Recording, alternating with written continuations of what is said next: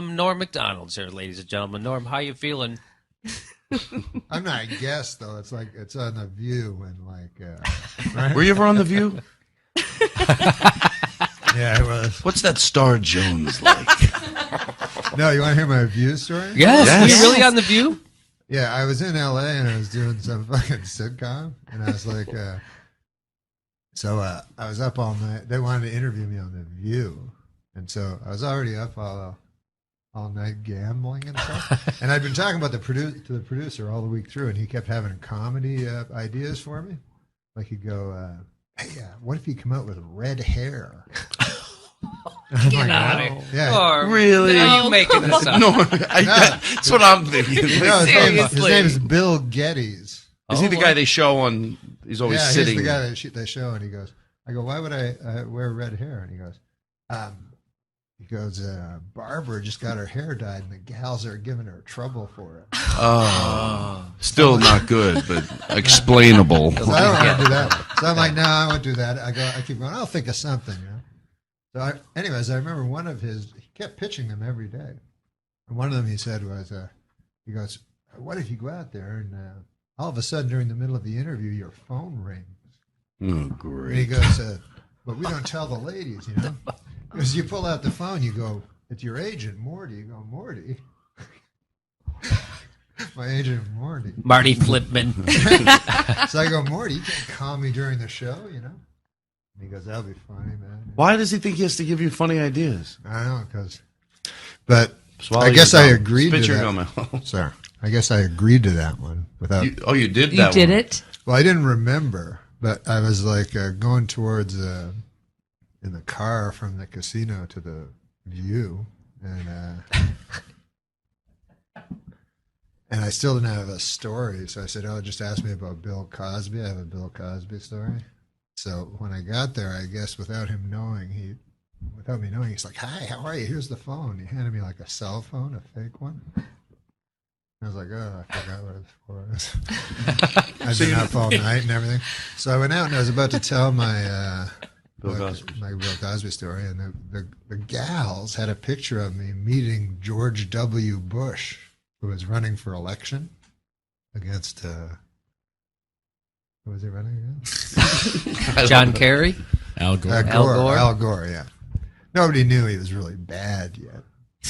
So, but anyways, You mean George Bush? I had a chance to meet him. So I was like, oh, that would be cool. Like, you get to meet the president. I mean, the guy who's running to be president. And I guess there's not a lot of conservative support. And because he landed, it was just me and Ben Stein. It wasn't all these, like Hillary lands, it's everyone else. So you met did you Yeah. meet him? Yeah, and because no one wants to meet him, you get to meet him. Even as a very peripheral celebrity, and I got to go on the plane. Like I would have had to Wait. be like Barbara Streisand status. Hold on, you got to go on what's that plane called? No, that was before he No. was president. Yeah, it was Didn't he still fly on a? No, this is before he was president. Not Air Force One. Oh, That's what you're thinking, Tom? are you still in a private plane with him? Yeah, private plane. No big deal. That's still. So, No, I know. So go on. You're on the View. anyways, the gals show the picture of me like shaking his hand, and they didn't even tell me they were going to do it. And then they're like, all of a sudden, everything's like they're commies or something. It's like they have this picture. They keep making fun of it, like I'm Kurt Waldheim in the forest with Hitler. So it's just You feel like saying, "Hey, this is before we knew." well, no, we didn't even know then. He was just running. So, anyways, I said, well, what about the guy we got in now? He murdered a guy, I heard. That's what I said. You said that? That's what I said. That's what. I said, that guy murdered a guy. And You then Barbara referred to- Walters goes, what did you say? And I go, oh, isn't it a matter of public record? I thought he murdered a guy. And then made it look like a suicide. So she's like, you're stepping on thin ground, mister. So I go, Barbara Walters, Which is says not that? even a saying, so you know he's in trouble. it's true. It's not a saying. So I go, so I said, I just kept pretending like it wasn't a crazy thing to say. And she's like, oh, and the audience was all uncomfortable. And then I hear in the studio a phone rings, like it's like a. Oh, that.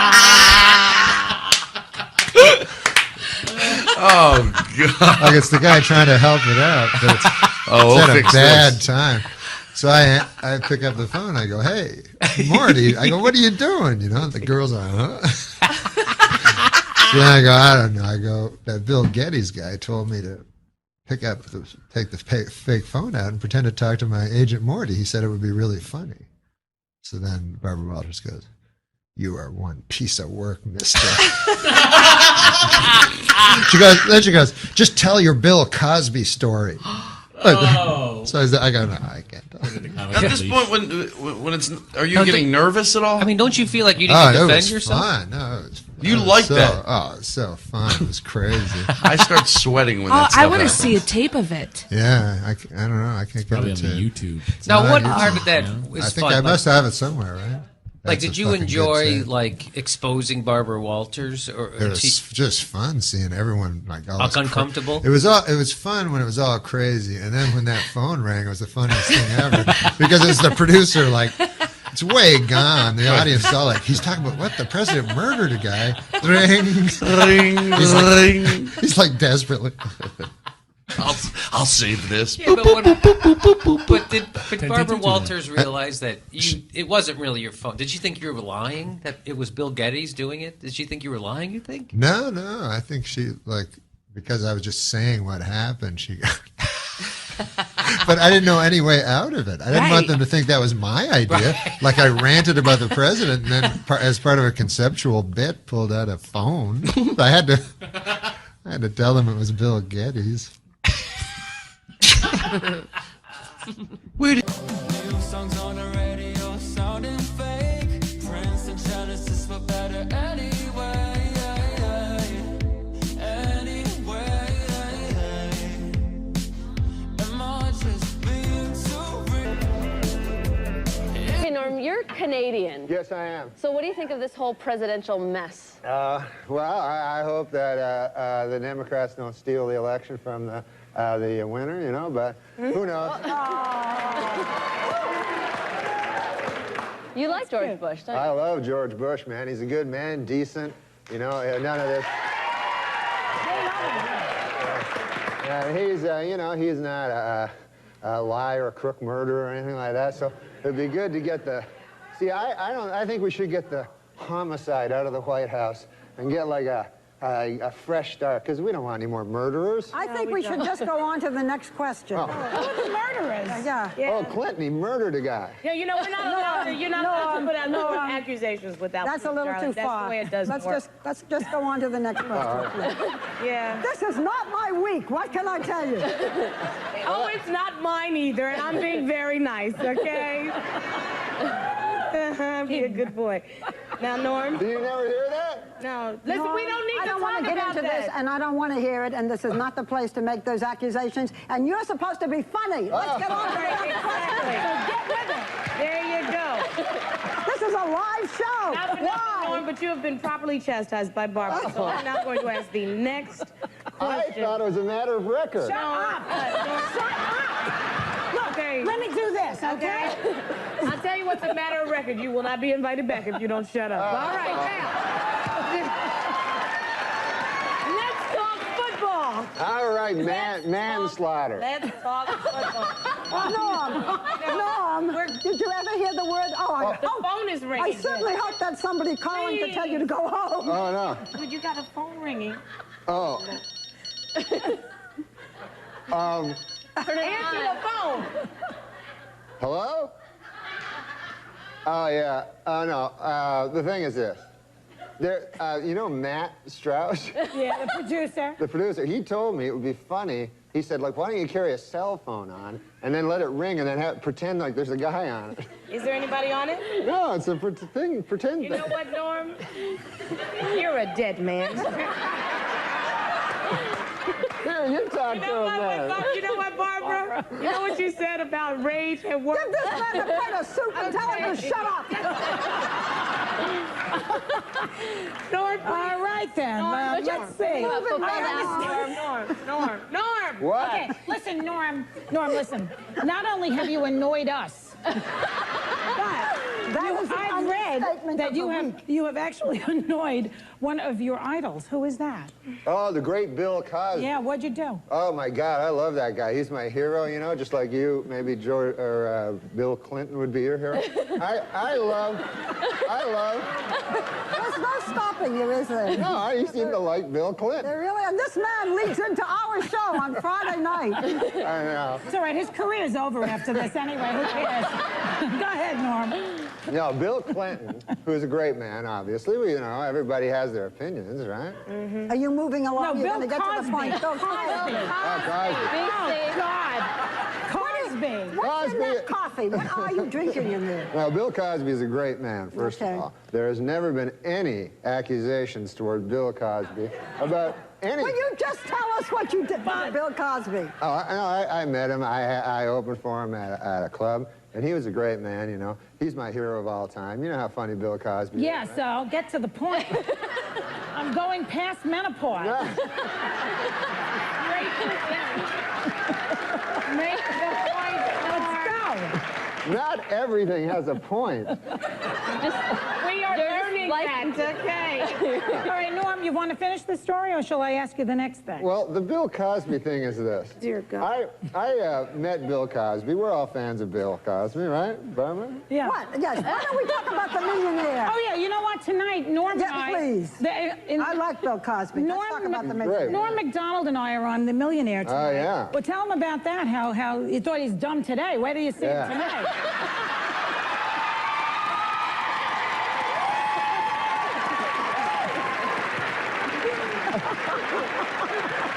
Come on, Norm. Tell him, Norm. People always told me Hollywood was like incredibly liberal and biased, and I thought it was untrue. But You want to talk about the millionaire? yes, I Okay, do. fine. You I have do. 10 seconds tell to how talk much about you the want. millionaire. Don't tell how much. Don't tell him what I won? No. Oh. You're not allowed to tell anything like that. Well, what are you trying to ask him then? I don't know. He doesn't answer anything anyway. So All we'll tell him. right. Okay, so he's on the millionaire tonight, and he's on Friday nights, and And on Monday, his taxes will be audited. so he's on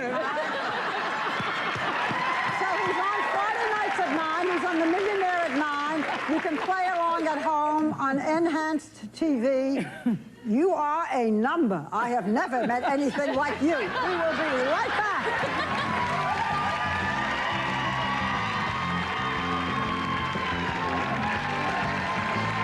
Guy that likes games. Here's Yeah, I love here's a games. game that I thought of today.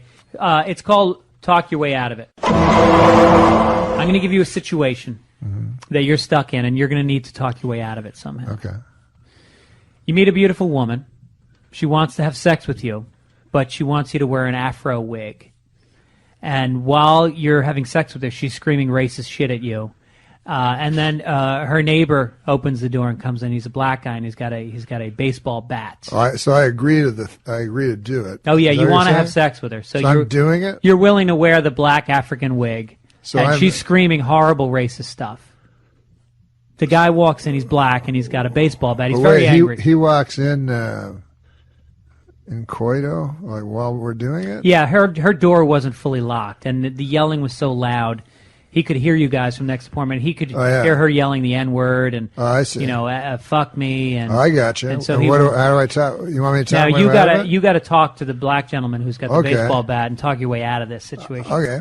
Hey, bro, let's kill this honky bitch.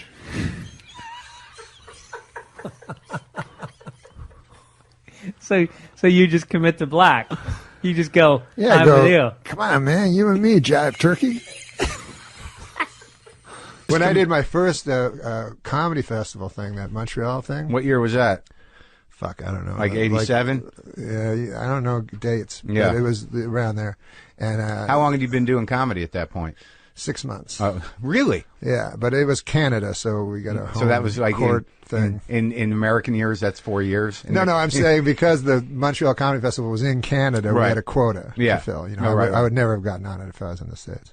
But so I got my 5 minutes, just wrote. That's the way I used to do comedy. I'd memorize every fucking word. And so I had it all figured out and shit, right? And so then I go there, I meet Sinbad, right? So I didn't know who Sinbad was. And he goes, he's completely relaxed. I'm all thinking about some sort of one-piece outfit. He did. His hair matched his shirt. Yeah. And they were both orange. Yeah. So then he said, he was just so relaxed, and he said, hey, let's go. I got to get some socks. So we go to this fucking store, right? When we first go into the store, there's no one there. It's a small store. So there's no one there. The lady's in the back. Yeah. So the lady takes a minute to come out. Yeah. And he's like, where's that lady? You know, there's nobody here, you know? And I'm like, yeah. And so he comes out, he gets his fucking socks. Nothing happens, right? So then that night at the gala, I do my carefully constructed material. Yeah. Sinbad comes out. He goes, what the fuck is going on? And he doesn't swear. He goes, what's going on with these stores with socks? I'm like, holy shit. And then he's like, you go in the store and there's no one there. And then people are agreeing with him. I'm like, what? It didn't make none of it made any sense except that he destroyed and I didn't. That's when I realized that I was missing a whole bunch of stuff, because I guess at first you think you're good and stuff like that. No, you are good, and I think that the fact is, really, if you were to look at it in another way, that if people are able to do an impersonation of you, that means you have a defined style. Whereas, like, I guarantee you there's not a lot of people that can do Sinbad, though you did just do a pretty good one. I was trying to do it as unracist as possible.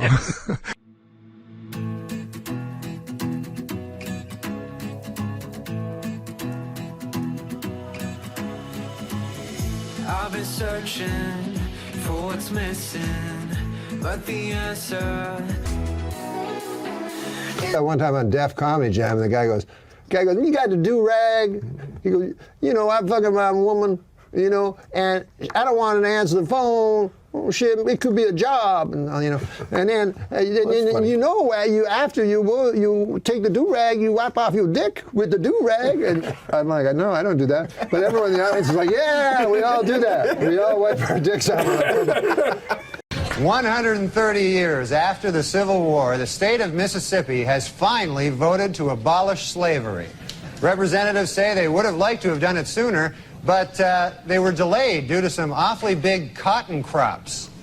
They had some kind of big cotton thing. All right.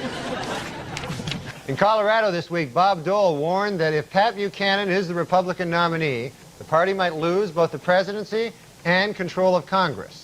In response, Buchanan warned that if anyone other than himself becomes president, blacks will retain the right to vote.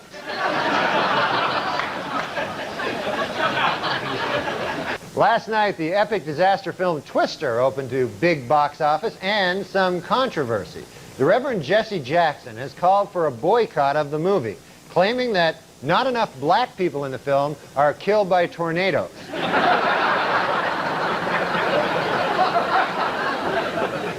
Meanwhile, Furman, who was expected to face disciplinary action by the LAPD, may get off lightly. Under the terms of a controversial plea bargain, the charges against him have been reduced to, quote, 1 count of using the word darky. In the wake of the verdict, angry Menendez defense attorney Leslie Abramson said the jury simply chose not to believe the brothers' excuse that they had been sexually abused by their father, and says she knows why. Quote, it's because my clients are black.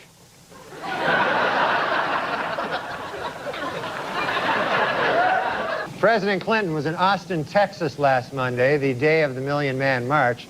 The president said in a speech, I'm here to speak to you today because right now in Washington, D.C., there's like 1 million black guys.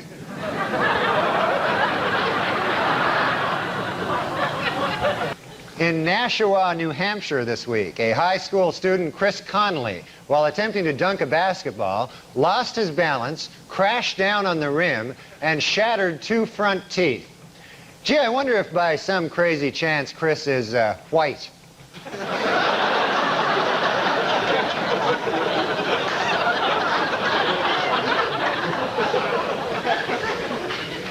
This week, as America marked the 50th anniversary of Jackie Robinson's entry into Major League Baseball, there was a sobering reminder that racial prejudice in sports is not yet a thing of the past. In a shocking move, today, all but one of the 125 playing members of the Professional Golf Association has signed a petition to ban African American golfers from the tour. And now a correction to a story we ran last week. Prince Charles is actually the one in the middle. So we apologize for that. I don't know why black was black. Black is great. Black is great. Black is fantastic. Right? Yeah, I mean, black is fantastic. Even though, they're not black anymore. But then again, we're not white, right? Right. We're pink like his fucking asshole. We're all, Seen it. We're all the color of Bobby's asshole deep down. It's beautiful. It's beautiful. Roseanne hired me as a I was doing stand-up, and Roseanne said, "Would you like to be on the show and act? You can be Lori's boyfriend." I said, "I can't act." I should have said I could act. Yeah. So anyway, she said, "Well, why don't you be a writer?" But one time in the writing room, she would give jobs to crazy guys sometimes, and she gave a job to African American. I don't know what you call them. I call them African Americans. That's those two words that are never heard in the state of Texas, That's a joke, son told me. And we're saying African American, and when you say that, it feels uncomfortable, right? To your tongue? No. What are you supposed to say? Well, no, just tell me what you're supposed to say. I definitely would not say the A word. Right. That's what I call it. Yeah. The A-A word. Yeah, African American. Can you do an African American accent? I'll try, yeah. Okay. We'll give you an African American. Your mom is so fat she developed type 2 diabetes and congestive heart failure. Snap! Hey, George, my mother is so fat when she came to Vegas they had to build another hotel. Guy goes, "You got the do-rag?" He goes, "I'm fucking my woman, and I don't want to answer the phone. Oh, shit, it could be a job, and then after you take the do-rag, you wipe off your dick with the do-rag." And I'm like, "No, I don't do that." But everyone in the audience is like, "Yeah, we all do that. We all wipe our dicks off." You know the Harlem Shake? Yeah, I've seen it on every single commercial. You've seen it. Then you'll appreciate this joke. I remember back when the Harlem Shake was just a black fella holding me upside down off a fire escape trying to collect his money. Orange is the new black, but not in my apartment building. Kevin is the new black. Presidential fact. Barack Obama is the first president to ever say the N-word as a term of endearment. That's not how George Washington used it. No, I don't think it was a term of endearment. Today is the 11th birthday of President Obama's youngest daughter, Sasha, or as I like to call her, the uppity one. Oh, goodness gracious. Yeah. Jesus I'm a regular mortal. Michelle Obama has booked a cameo on the ABC show Nashville. Start again. All right. Kids today, You can't spell ABC. Wow. Michelle Obama has booked a cameo on the ABC show Nashville. With this and her appearance on iCarly, I think Michelle is ready to start appearing in films. May I suggest my favorite film series, Black Ass Fuckers? I found the secret to life is there is no problem that a huge... No, I found the secret to life, Bob, and this is it. There is no problem big enough that a huge... that a huge what? No, I found out the secret to life. Yes, oh great one. Yes, and it is this. There is no problem big enough that a huge black cock cannot fix. Dr. Dre announced that he's the first hip-hop billionaire, a regular J. Paul Ghetto. Two businessmen bought the Milwaukee Bucks for $550 million. They are very excited with their purchase. as this is the only legal way to own black people. Now that is here, and I read that. Well, you're not there. You know how businessmen are racist? They are. Yeah, so it's them being racist. They not are. You. The two businessmen that bought the Milwaukee Bucks for $550 million are racist, according oh, no, they're to this. fine, man. Well, here's actually a joke about Donald Sterling. Okay. All the charities that Donald Sterling donated millions of dollars to are giving the money back to him. Well, that'll show him. It's not bad. Never trust a black guy wearing a Dirk Nowitzki jersey. In Game 1 of the Western Conference Finals between the Mavericks and the Thunder, Magic Johnson said that Dirk Nowitzki is playing like he has 3 legs, which is a nice way of saying he's playing like a black guy.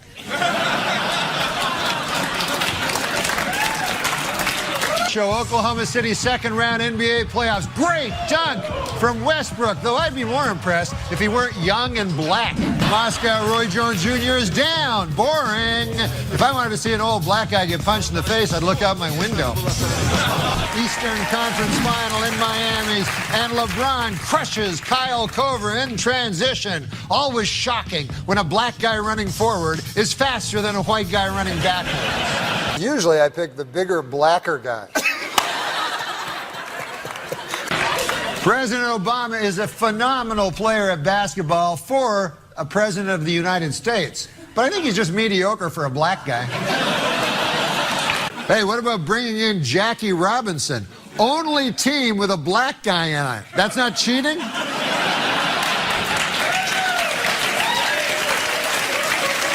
Where I grew up, that's cheating. Last week, Indiana Pacer Danny Granger called Joakim Noah of the Chicago Bulls a coward. Now, where I come from, those are fighting words. But I have no idea how the black community views them.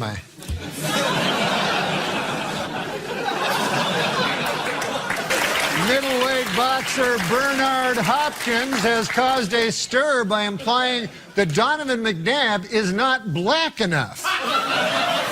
The two men have decided to settle their differences with an old-fashioned game of who cannot catch a cab.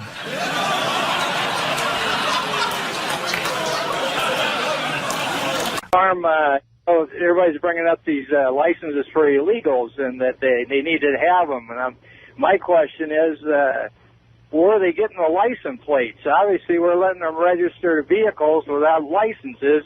And in this day of car bombs and stuff, I don't know if that's a good idea. Thank you, Dan from Boise. Norm, what's your feeling? Well, I know that the New York Governor Spitzer, I'm trying to get to learn things, but he doesn't want to issue licenses to illegal immigrants, you know, and I don't know how the hell you're going to get a cab in New York City anymore. I mean, it's hard enough, you know, for me especially, as a black man.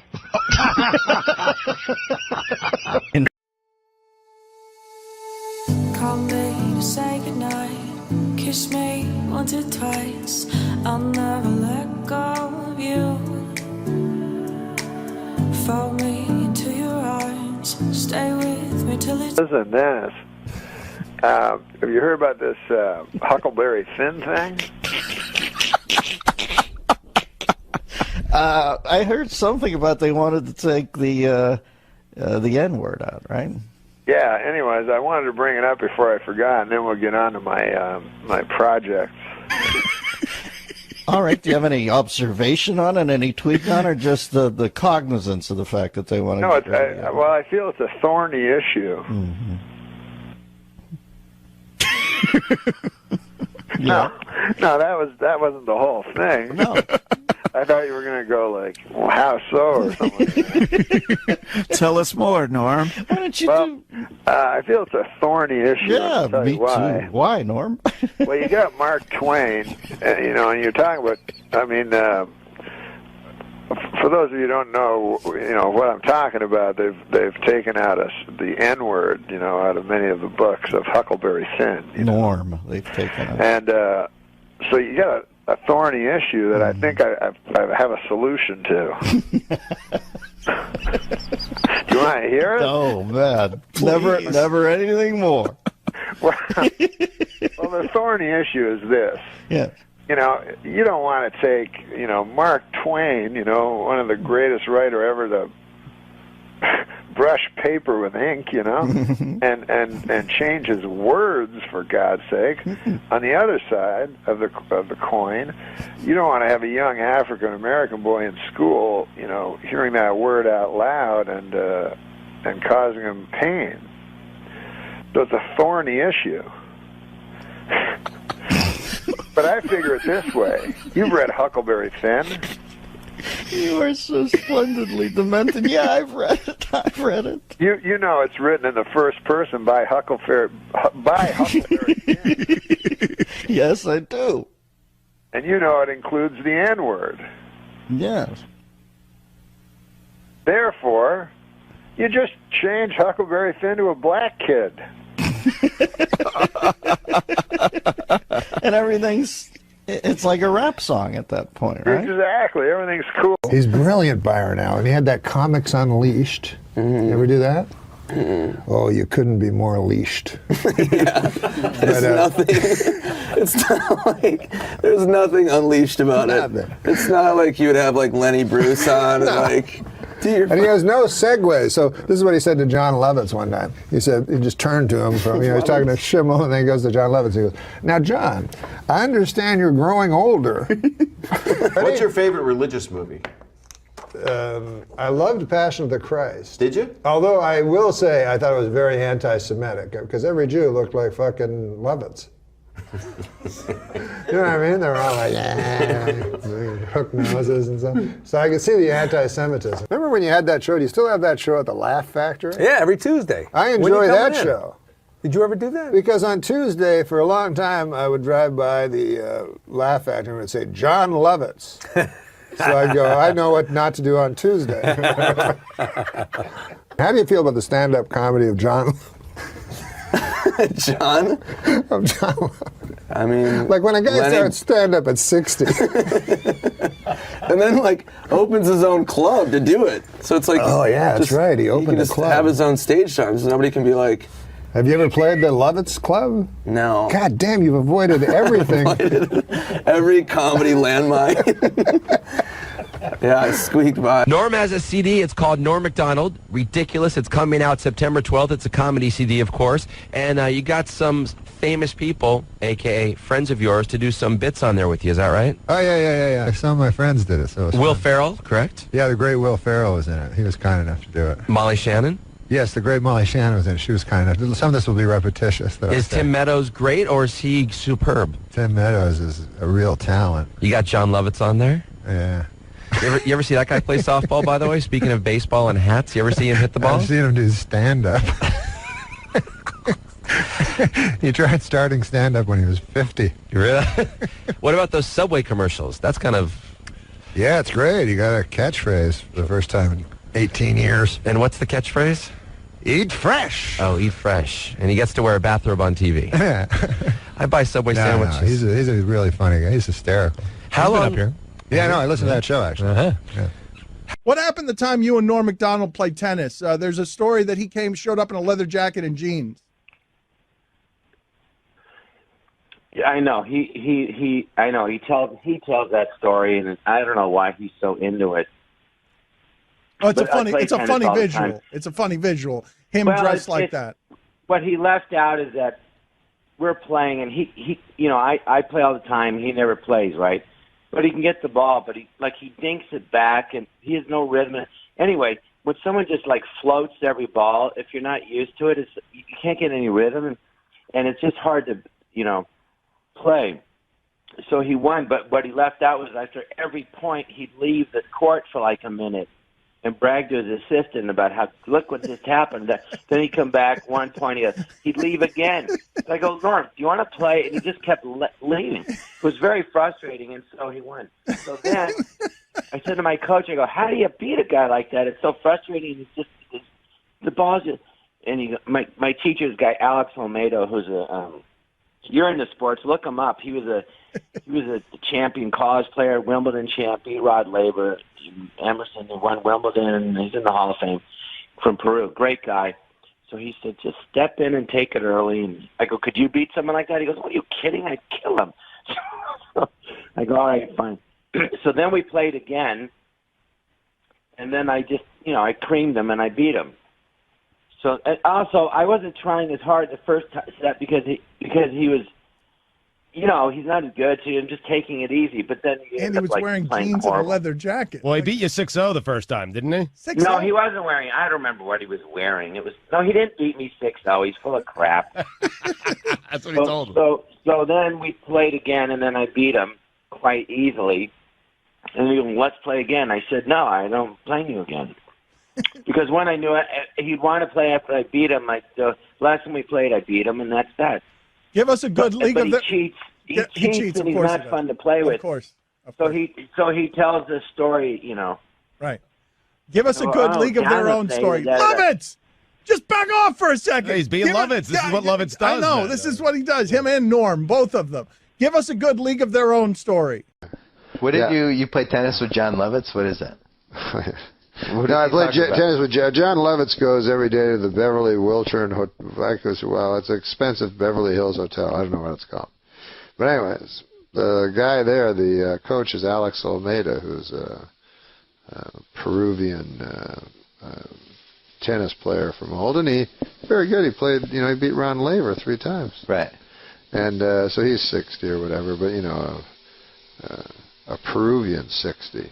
Does that mean he's a young 60 or yeah, an old 60? He's a young 60. Yes, sexy. Peruvian 60, I like that. Yeah, Peruvian 60. So you could still imagine him with a lady. Right. You know what I mean? Like my father when he was 60, it would be hard to imagine. Yeah. But a Peruvian, you can imagine. You can easily imagine. You know what I'm saying? Yeah. Because my father, he doesn't know. He'd get you a Casio watch to a lady. That would be his thing. But these guys, they're more champagne on your spine, my darling. It's a whole different thing. Anyways, so it has nothing to do with his way with the ladies, the story. But John Lovitz got lessons from him every single day at this hotel. Yeah. So then he told me that he was really good at tennis. So I was like, I could beat you.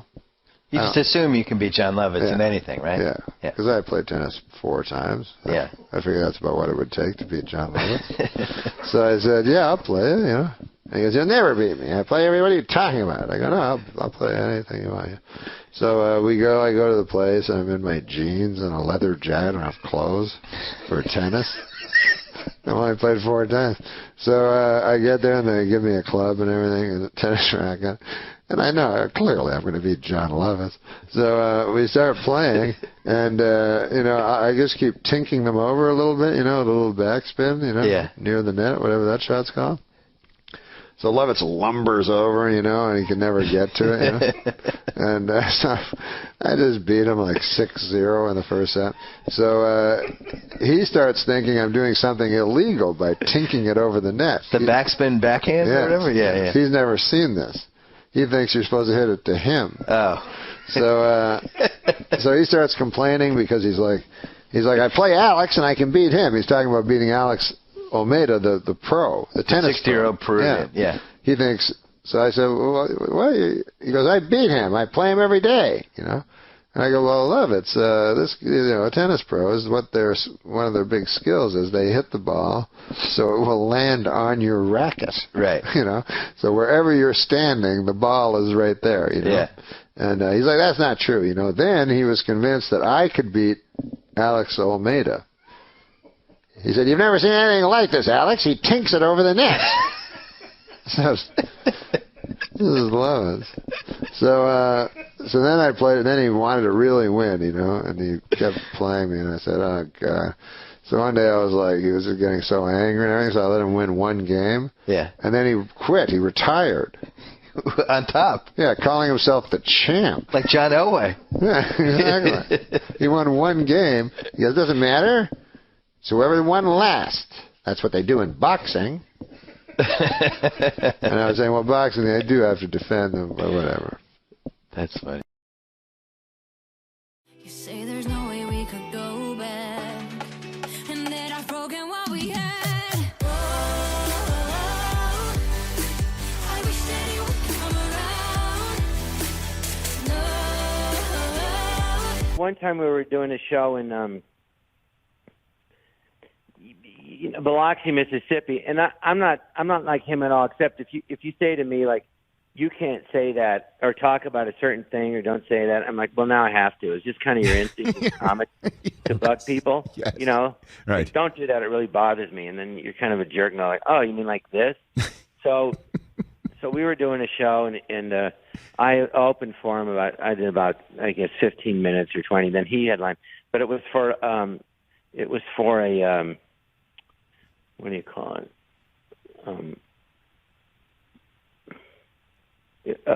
When they comp the audience, you know what I mean, for big gamblers. I forget the word. Yeah. So there wasn't people paying tickets, but anyway, they did it. We did it. So he's doing the show, and he's very funny, but he's dirty. So all of a sudden, someone yells out, "Well, we don't like that kind of talk." So there's about 400 people there, and he goes, "Well, how many of you don't like that kind of talk?"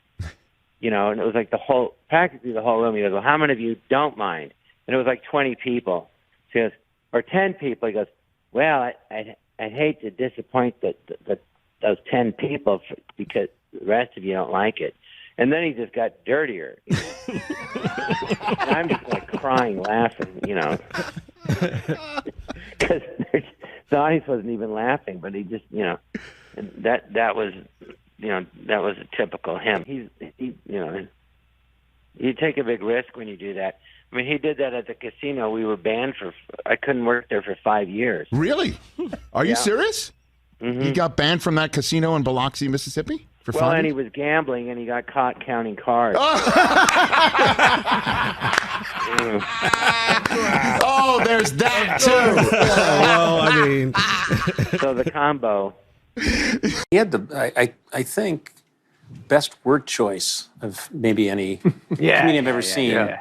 He intentionally mispronounces words when he knows, but he's constantly screwing with you on every level. Right. But his word choice is, he was like Mark Twain. He had this folksy, completely out of time.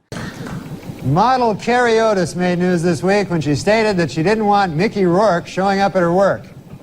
Hey, join the club, lady. You think any of us want Mickey Rourke showing up at our work?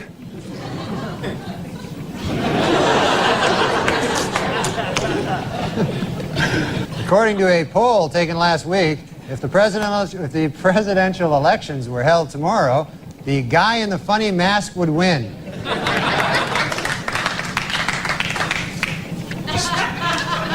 Maybe if I said the word properly. A Cambridge, Massachusetts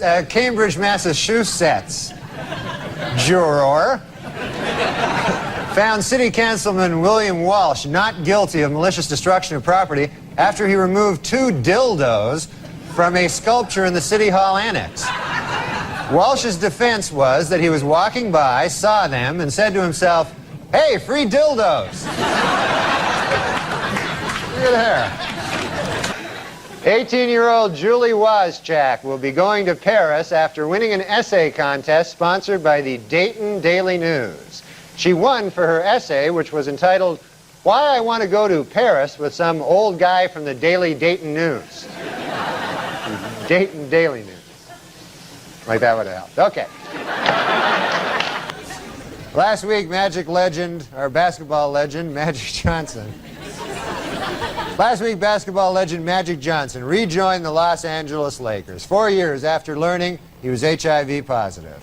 NBA doctors have assured the league's players that they have absolutely nothing to worry about, as long as when they are guarding Magic, they remember not to have sex with him.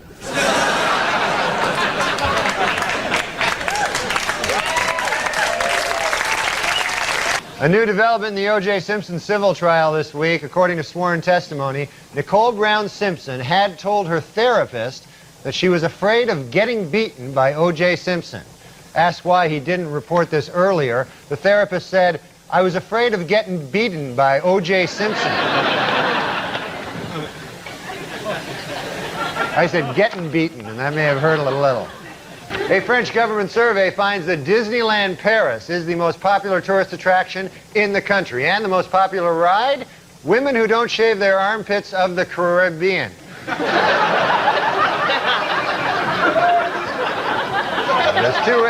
There's two ways to pronounce that, and I got neither. Over the next 2 months, the murder. Over the next one,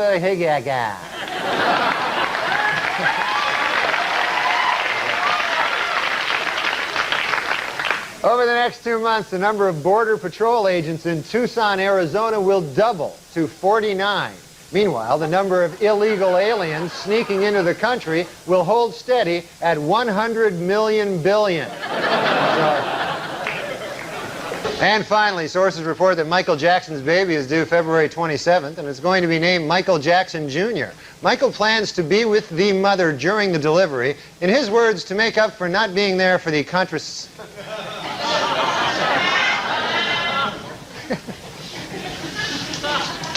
Sources report that Michael Jackson's baby is due February 27th.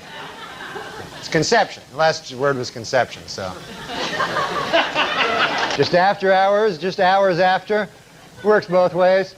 Just hours after President Clinton again pledged to clean up the Democratic Party's fundraising operation, the White House announced he will attend a $1 million fundraiser next week. However, spokesman Mike McCurry stressed that at this event, quote, donations from Indonesia or other foreign countries will not be accepted unless they are left in a brown paper bag under the sink in the men's room. Unquote. Weekend Update's 1997 survey of the most dangerous jobs in America is out today. The biggest change, last year's #1 West Coast rap star. You know, it'd probably be better if I was over on this camera. Okay, well, now that I'm over on this camera, it'd probably be better if you put the cards over here.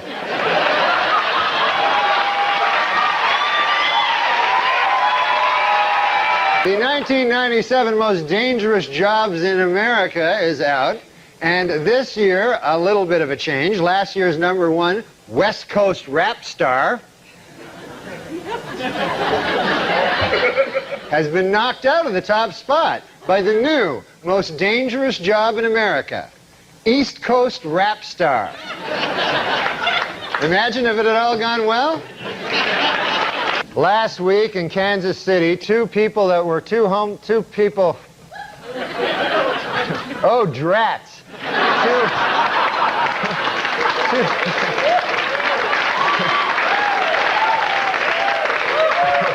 Two homeless people who met at a soup kitchen were married in front of homeless guests at the very same soup kitchen. For those who want to give the couple a wedding gift, they are registered at Kansas City's District 5 recycling pen. Last weekend in Washington, a new museum dedicated to broadcast Bah! The fuck was that? Last weekend in Washington, a new museum.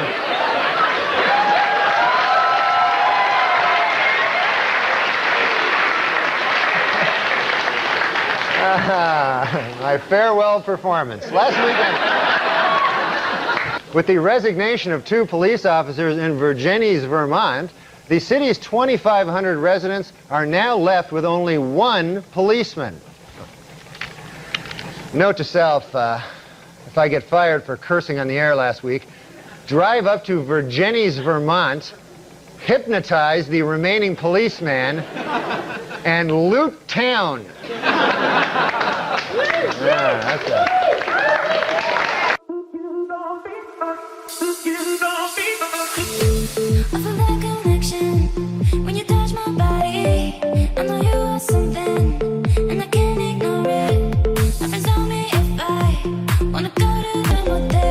Biggest show right now in the planet is Kate and Ashley plus what?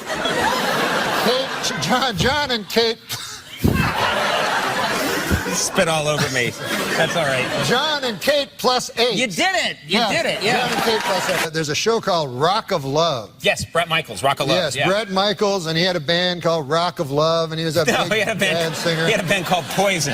Whatever. Yeah. And but Poison. Yeah. But their hit song was Rock of Love. So, anyways, the idea is that he gets these ladies. He says he may pardon the McDougalls if they're, if they go to jail, he may pardon them. And then they asked him, they said, what about Hillary? If she, if she is Because she's also a co-conspirator. Yeah, if she gets sent away. If she gets sent away, will he pardon her? And Clinton said, "You do the time, you do the crime, you do the time," he said.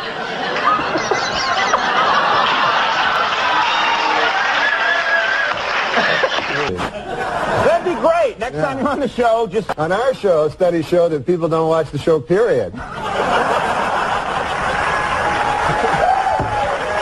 Space Jam. You know about this movie? Yeah. Sure, it's Space Jam. Everybody would know it. You know, I know about it. Space Jam is, Yeah, it opened at number one, $30 million, and I saw the movie, you know, it's pretty good. Michael Jackson's actually a very good actor, you know. Yeah. He's no Shaquille O'Neal, you know, but he's a good, I don't know, this isn't going well. Michael Jordan. What did I say? Michael Jackson. Oh, that's why. No, but Michael Jordan is in this movie, right? He is in the movie, yeah. And he made $30 million for it, and apparently he did the movie because apparently there was some money in the world he didn't have, you know, so he had to. Did I say Michael Jordan? You said Michael Jordan that time. Yeah, you did good that time. Okay, that's any other topicals you want to zing out there before we move along? No, it's not going very well. You know what you ought to do right now? Get up and dance like Ellen. What? All over the building, and we'll follow you with the camera. Wouldn't that be great? You could dance over women. Yeah. All right, go ahead. Have you ever done the Ellen show? No, not yet. It's the most shabbily run operation. You know who wouldn't do this? Ellen. Oh. Would not do it to me. Take it back. Oh, Ellen. David often gets confused with Ellen. No, that's a true fact. I'm not making it up. Oh. This was before the goatee, before the mustache, and thank God Ellen shaved that off. But our top story tonight. This week, after months of speculation, sitcom star Ellen DeGeneres finally admitted that yes, she is gay. Inspired by her courage, today diet guru Richard Simmons admitted that he is really, really, really, really gay.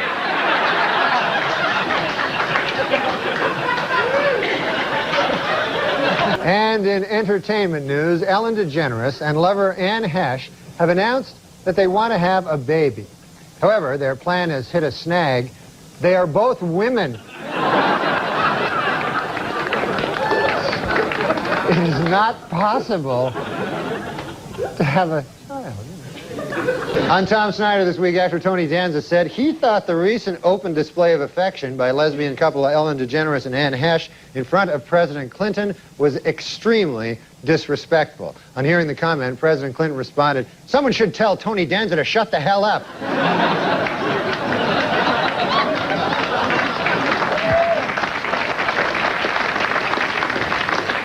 Well, by now, most of you have seen or heard about last week's episode of Ellen, in which the main character, played by Ellen DeGeneres, announced that she is gay.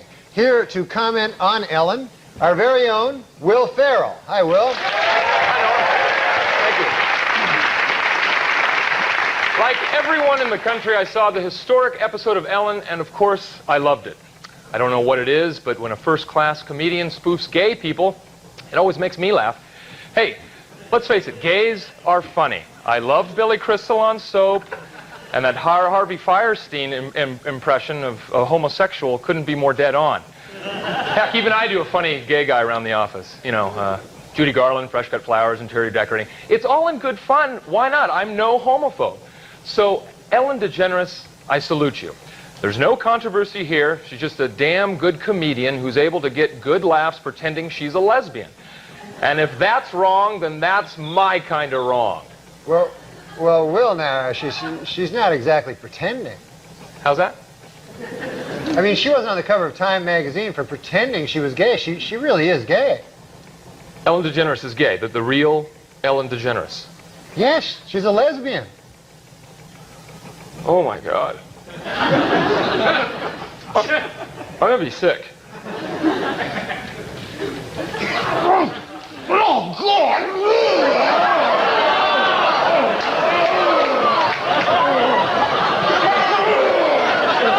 Why did you put that dirty, sickening image in my mind? Oh, no, here it comes again.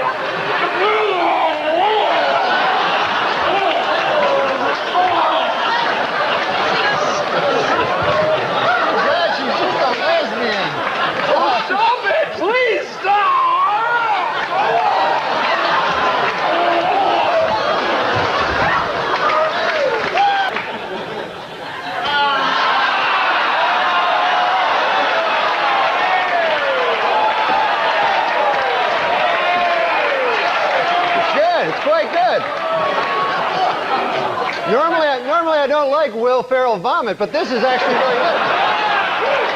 Let's just.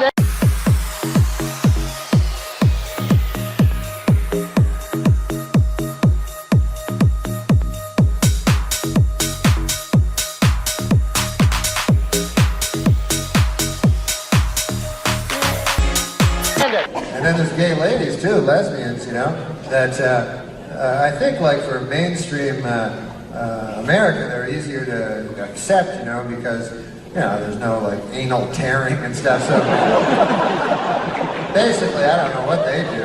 I guess they just like lick each other or something. I don't know. They can't fuck because they got no cock.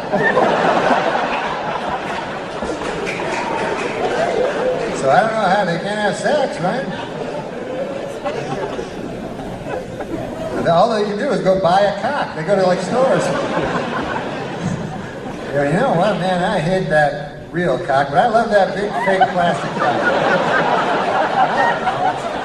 It's too complicated for me to understand. I'm saying like things that are completely ill-informed. But I'm just trying to figure it out. Oh, God bless, though. God bless everyone. In New York this week, Sammy the Bull Gravano was sentenced to just 5 years in prison for committing 19 murders. You better be careful, though, because New York has just passed a tough new law. 20 strikes and you're out.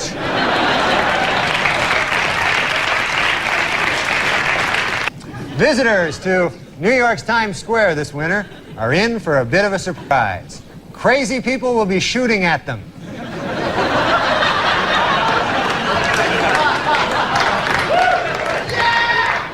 A French man who calls himself the Snake Man was arrested this week after climbing up the side of a Manhattan high-rise.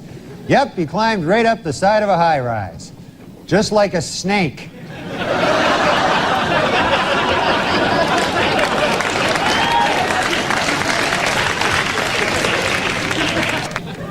Newly elected Governor George Pataki says he wants to bring the death penalty back to New York. First up, Mayor Rudy Giuliani. Well, more bad news for Governor-elect George Pataki. An audit reveals that due to years of lax security, New York's reservoirs are, quote, 90% urine.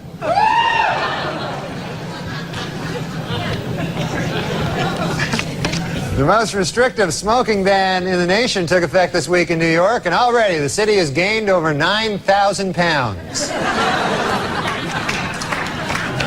Police in New York investigating the deranged homeless man who attacked a girl with a hypodermic needle have made a shocking discovery. He's Mickey Rourke.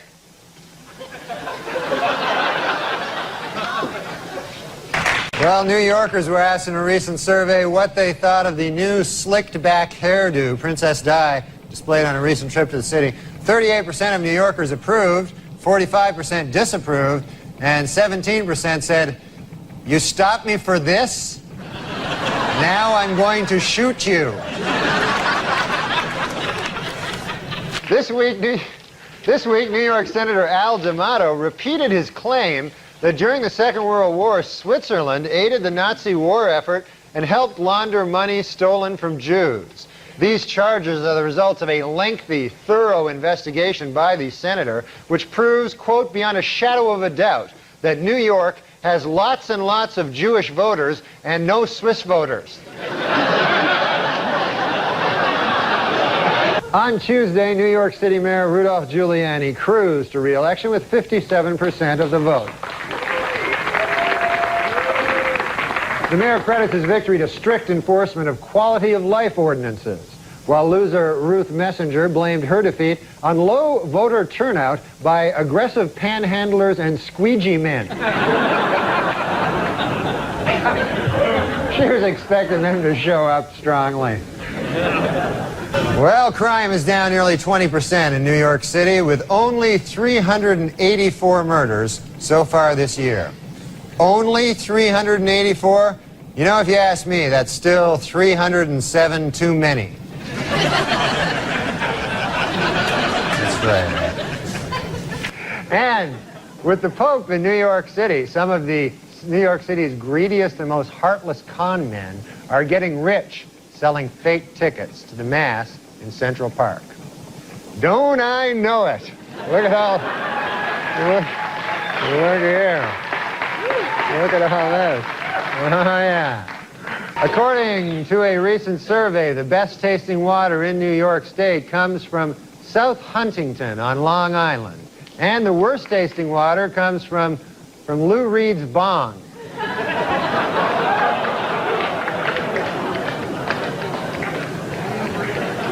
Finally in the news, what is America's most honest city? To find out, a team of sociologists left 10 wallets filled with cash on the street in various urban centers. In Atlanta, 7 of the wallets were returned. In Seattle, 9 of the wallets were returned. But not surprisingly, in New York City, only 1 of the wallets was returned. Empty and shoved up some dead guy's ass. The New York City Transit Authority plans to put up signs in subway stations asking city residents to be more polite when getting on and off the subway. Most New Yorkers say the idea sounds great and that the new signs will make excellent urinals.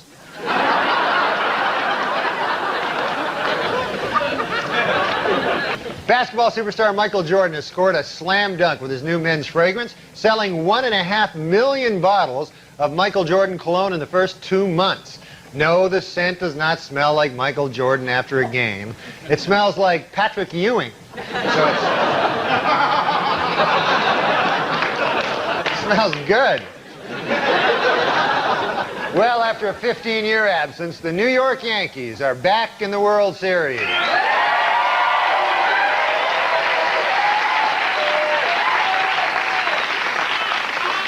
And some New Yorkers have come up with a novel way of snagging those hard-to-come-by tickets. Murdering guys with tickets and stealing them.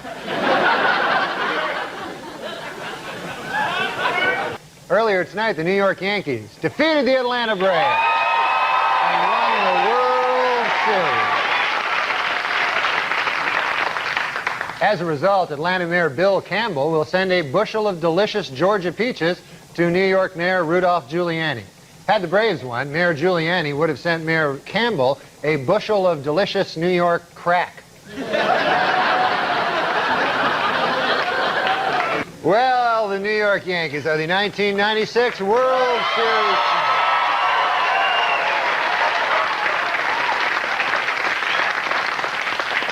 And this week, 3 million Yankees fans gathered on the streets of New York to honor their heroes. While the fans were of different ages, races, and religions, they shared one thing in common. They were all standing in urine. The giant ticker tape parade for the Yankees left nearly 4 tons of confetti on Manhattan's streets and sidewalks. But New York officials do have a plan for dealing with the confetti, leaving it there to soak up all that urine.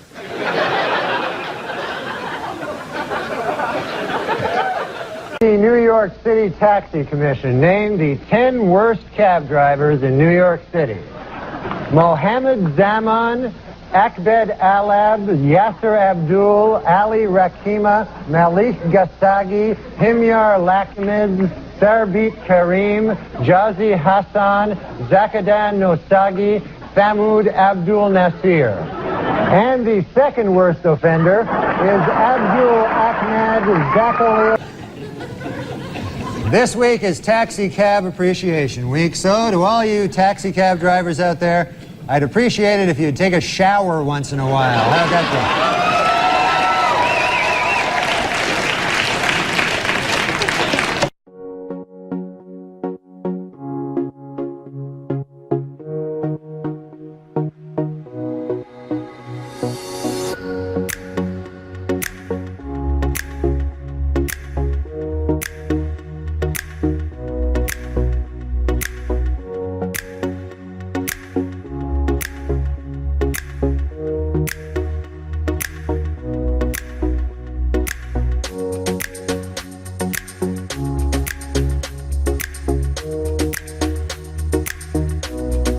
I was a little late here tonight. I took the cab to the theater, folks. And I don't know if you've ever been in these New York City cabs, but I got one of those cabbies, couldn't speak English, you know. Saw his name there on the dash. I couldn't even pronounce it. I think it was something like Hideki Arabu. Something like that.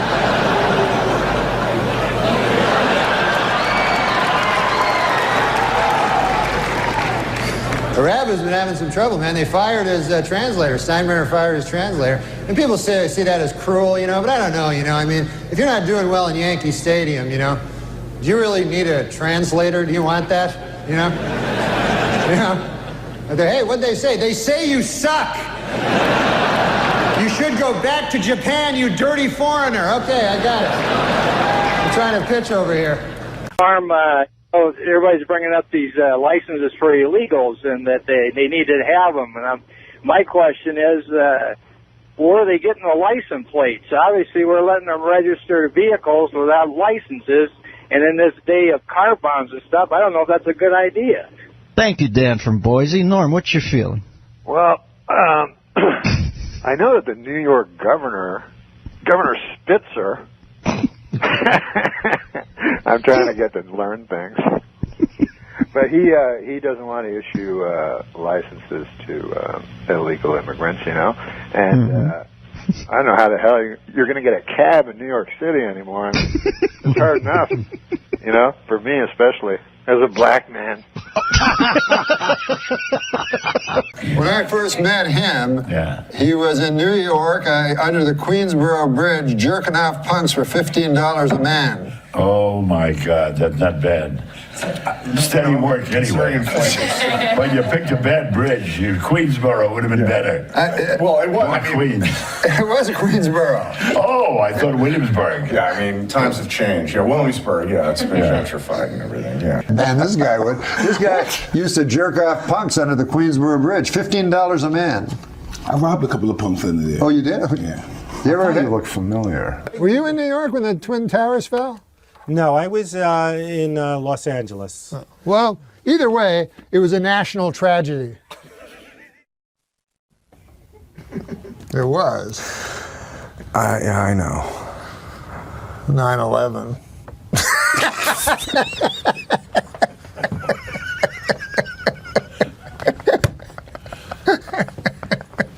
We're going to go to hell. This week is Taxi Cab Appreciation Week, so to all you taxi cab drivers out there, I'd appreciate it if you'd take a shower once in a while. How'd that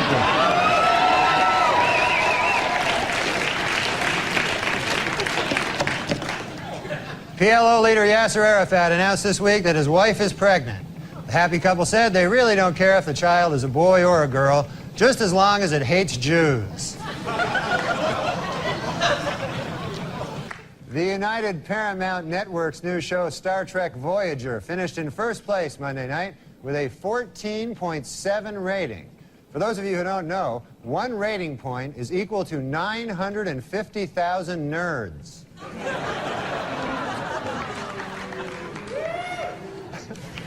Well, there's good news this week from strife-torn Ireland, where a historic peace agreement has just been signed.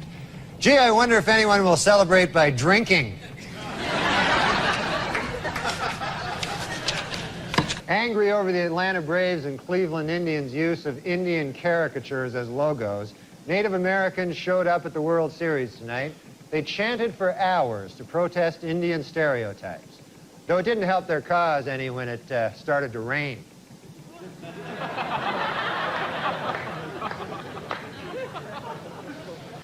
In Nashua, New Hampshire this week, a high school student, Chris Connolly, while attempting to dunk a basketball, lost his balance, crashed down on the rim, and shattered 2 front teeth. Gee, I wonder if by some crazy chance Chris is white.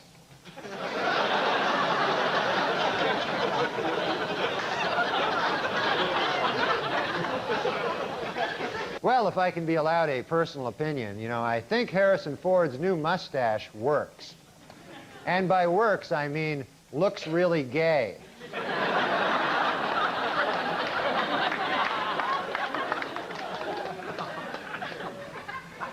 Well, this week, world chess champion Garry Kasparov defeated an IBM computer in their 6-game chess series. Experts are calling the encounter between chess wizard and supercomputer historic, because, for the first time ever, it brought together both geeks and nerds.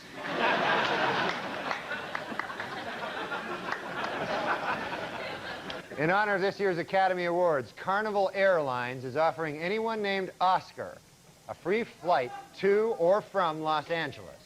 The airline had tried a similar promotion in the past for the Tony Awards, but according to airline spokesmen, they found that their planes were packed with too many, quote, greasy Italians.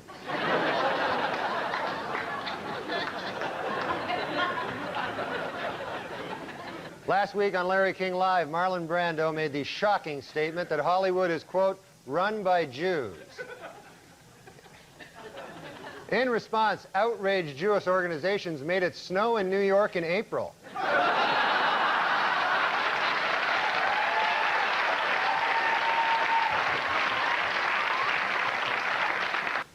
In overseas news, an attempt to lift the ban on gays serving in the British Armed Forces has been defeated in Parliament. This raises a difficult legal question. How do you exactly tell if a British guy is gay?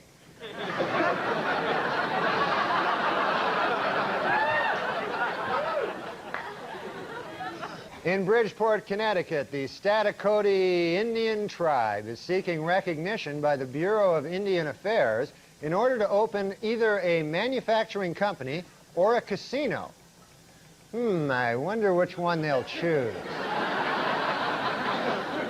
Manufacturing company or the casino.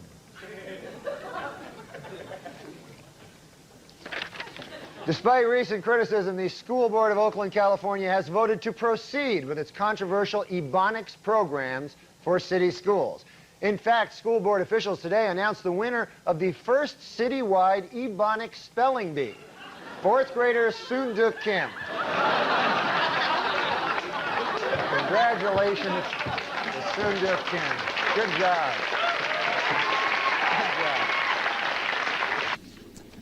Potential jurors for the O.J. Simpson case were asked to fill out a 75-page jury questionnaire this week. In the entire state of California, only one person got a perfect score, Chow Ming Wu, who after the trial plans to attend Caltech. In Michigan, State Historical Commission officials say they will not interfere with the building of a new major sports stadium, even if construction unearths historical artifacts. However, state Indian Affairs officials say that if relics from a Native American tribe are found, they would like to have the land set aside and designated as a sacred tribal burial ground / giant casino.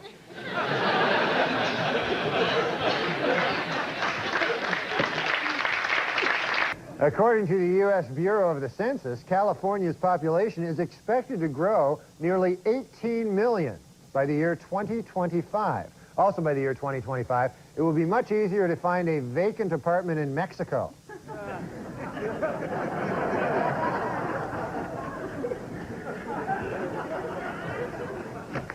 According to a new survey by the Women's Vote Project, women would be more likely to vote if they could send in ballots by mail or if polls were open longer. Also, more women would vote if you were permitted to bake your vote.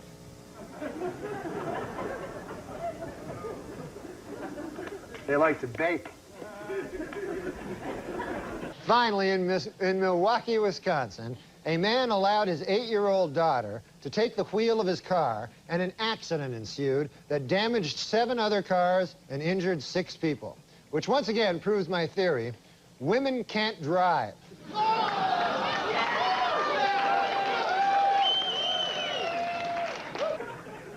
4 Wisconsin men have been charged with felony hate crimes after burning a man's buggy simply because he was Amish. If convicted, the men face up to 25 years in prison. But furious Amish leaders say that is not enough. They want the dunking wheel.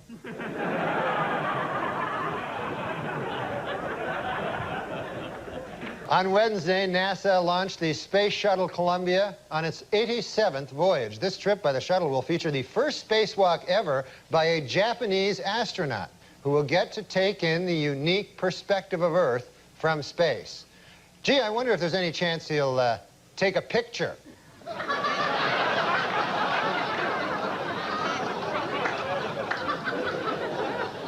This week, computer hackers broke into Yahoo, the internet's most popular website, and vowed to unleash a crippling computer virus if a fellow hacker is not released from prison.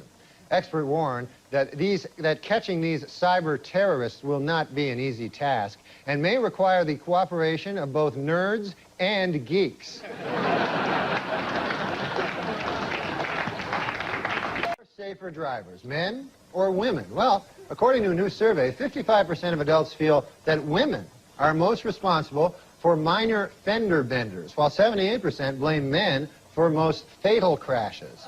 Please note that the percentage in these pie graphs do not add up to 100% because the math was done by a woman.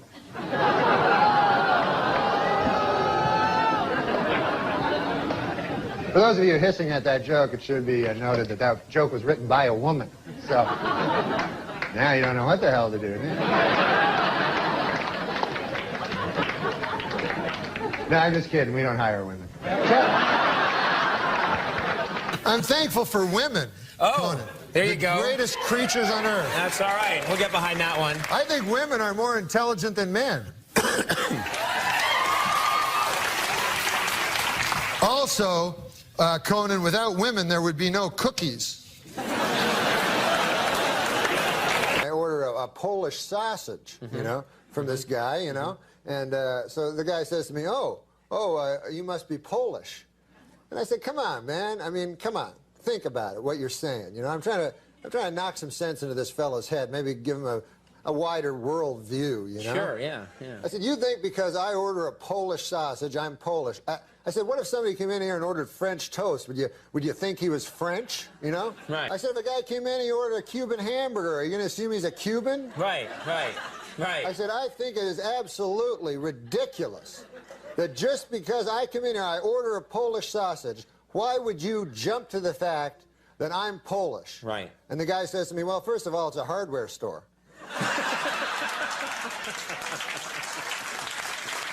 How many Polish guys does it take to screw in a light bulb?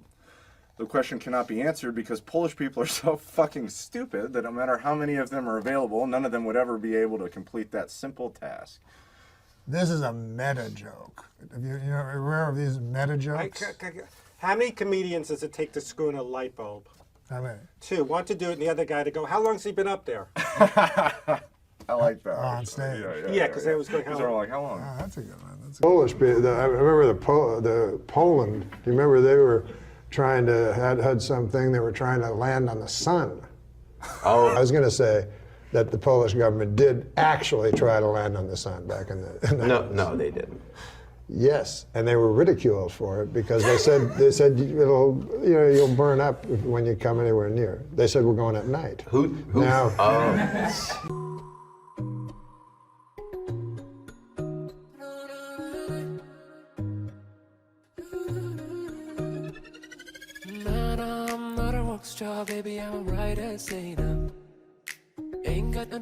all attitude. You have to say this with attitude. So you have to read ahead and use your acting skills. I liked you in She-Devil. Thank you. A study has found that men are just as likely as women to spread gossip. At least that's what I heard Rick tell Brad, who, by the way, has a crush on Patty. Oh, does she? All the racial things against Asians? Yeah, can you tell me them? Well, I love when the Guy Aoki got mad at me one time. Why? He's the head of the guys that get defended. In terms so just of tell me some. Well, he knows them the best. Yeah. Oh, you do? What about this? Yeah, I call it the G word. The G word. Do you know the G one? Oh, gook? Yes. Well, you just said that like it came out so naturally. Oh no, you're right about you just said it just like secondhand. I thought it was a term of endearment. It's not. But can I tell you guys? Where? You think that's like a fucking handshake? Tell me some of the Asian things that Like what you saw a guy. Small penis? No, like names. Names, yeah. Oh, yellow. Yeah. Yellow, man. That's just what yellow, you yellow said. man. That's what you said. Guy You made that up. Oh no, Hey, yellow man, get out of my bar. I've never heard that. No, that was just Guy my runs favorite. out of the old one, so he has to make up a new one. Come on. Guy, I'm against cannibalism, you know. As you all know, as any of you know that follow me on the Google space, WW.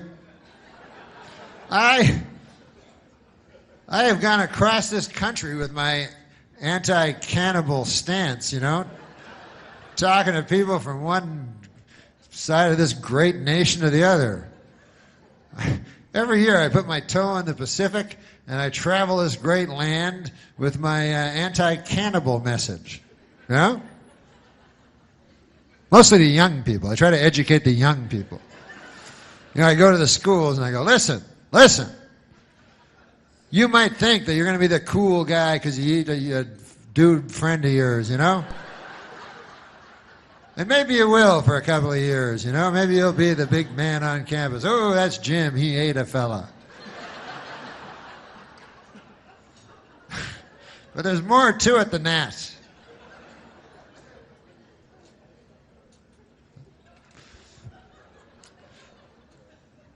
No, I use my time for you know what I do? I do a lot of charity work for things that people, I don't like arguing with people, you know, when they have another opinion than me. So what I do is I pick very popular opinions and then I work for those people.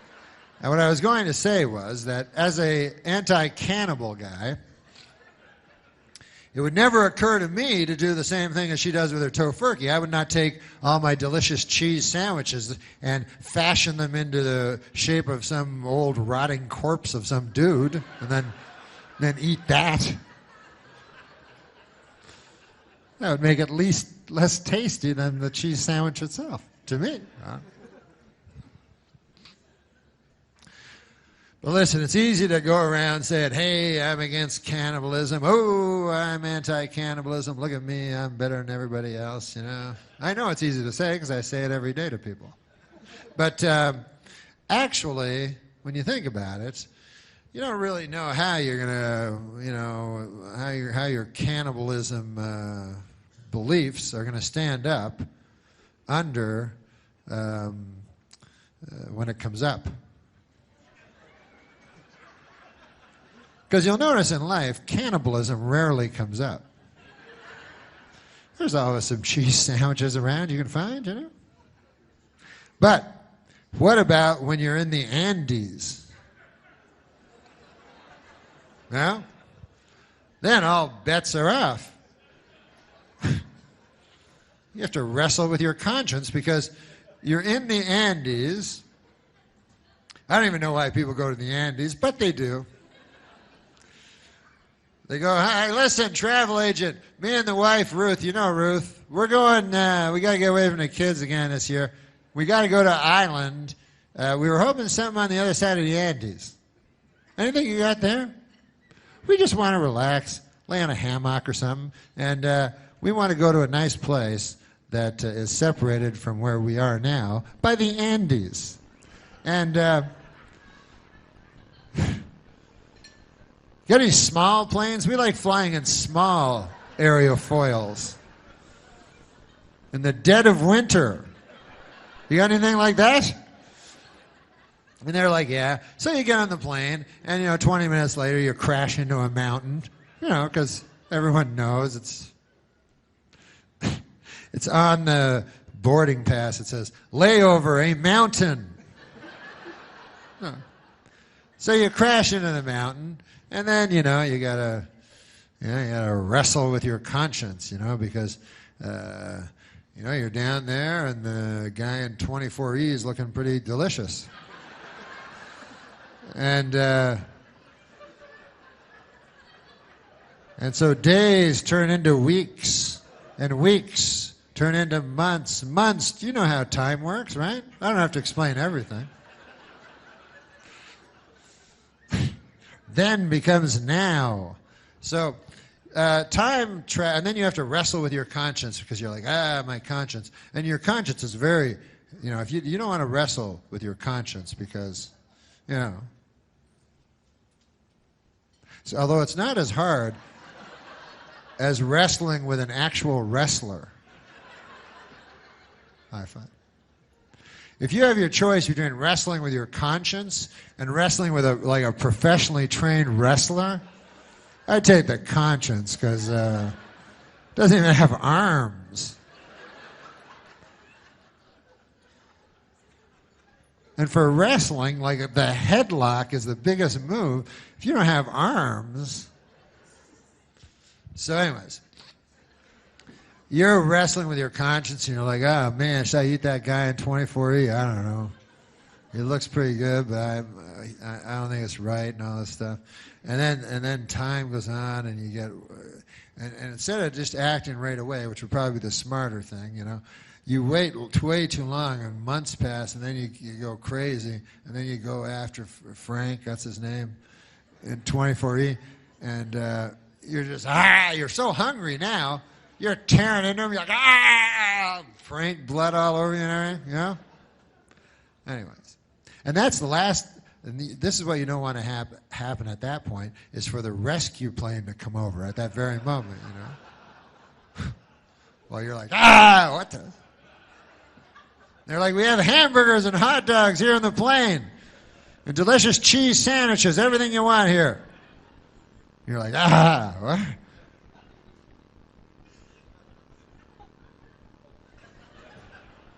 It's a lot of snow.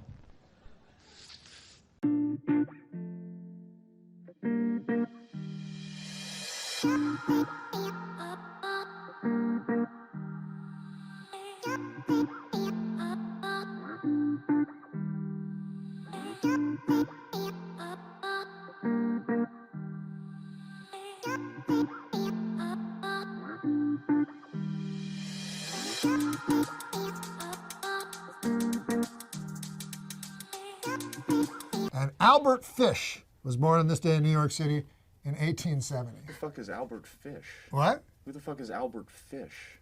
Oh, Albert Fish? I've never heard of that guy. He was known as the Gray Man. The Grain Man? The Gray the Man. Grain The werewolf of Wisteria. I You know why he was known as the Gray Man? Because he was a serial killer. He slayed children and ate them. He's a cannibal. But when the police asked a woman to describe him, and she said he was gray in both appearances and demeanor. Very bad description. This is like Arsenio when it was woo. Yeah, woo. But anyways, I'm pretending I know who Albert Gray is. I didn't. No, Albert Fish. Oh. You're a New Yorker.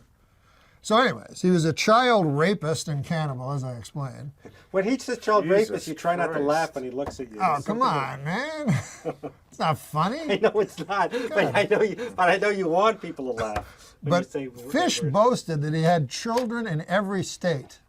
Now, I would not boast about that. I don't think you would. I don't think you'd do it. But if you did do it, you certainly wouldn't boast about it. You'd take that to the grave with you. But he boasted. Well, they say they eventually all sing like a canary. They do say that? About murderers, right? Yeah, they brag to a friend. When Norm bragged, sorry. But Fish, this is interesting. Fish chose his victims. He only chose victims who were either mentally handicapped. Now, don't laugh at this next part, please. You know he wants you to, right? No. If you laugh at this next part. Okay. And I'm not Fish chose victims who were either mentally handicapped or African American. Oh, come on. Why would you think that's funny? God damn, Fred. Jesus Christ, that was the worst part of the story. Okay, but why do you think he did that? What would be the explanation? Why would he only attack? Why would his victims that he chose only be either mentally handicapped or African Americans? Because people in those days didn't care when those people were vanished. You're thinking like Albert Fish now. And prostitutes. That's why they kill prostitutes. Exactly. Nobody really cares about prostitutes. Well, it's like that comedian that would rape people at comedy clubs. No, in colleges. Yes, Vince Champ. They always said his great gimmick was that people would think who did it, and they never, because he'd go on to another town and another college, but when people say, what about the comic? Yeah. Maybe the worst gimmick a comic ever had. But anyways, but you were exactly right. That's why Albert Fish killed only mentally handicapped and African Americans. What about, okay. I thought you'd laugh at African Americans again, that they were. No, because I know him. I know he'll do something. That's outrageous. Well, it's kind of outrageous for you. But anyways, Fish tortured, mutilated, and murdered the youngsters, they were children, with a meat cleaver, a butcher knife, and a small hand saw. Oh, Jesus. God, you're... This is the topical portion? Yeah. This is the birthday. And he solidified his reputation as the most vicious child slayer in criminal history. Oh, Though you know who barely literate, Fish wrote taunting letters to the parents of his victims, gruesomely detailing how he slayed, butchered, cooked, and then with great enjoyment dined on their offspring. He would inevitably declare that a child's roasted rump was the most toothsome dish in all of gastronomy. Additionally, Fish was a masochist. Get this. And he would insert wool doused with lighter fluid into his own anus and set it alight for his own enjoyment. Fish was finally arrested, and he immediately began confessing to killing 700 children. Get out of here. Yes, and he was dizzyingly happy about it. Smiled as he described the grisly details of the tortures and the murders, appearing to the detectives. And one of the detectives said he appeared as the devil himself. I mean, this guy was a real jerk.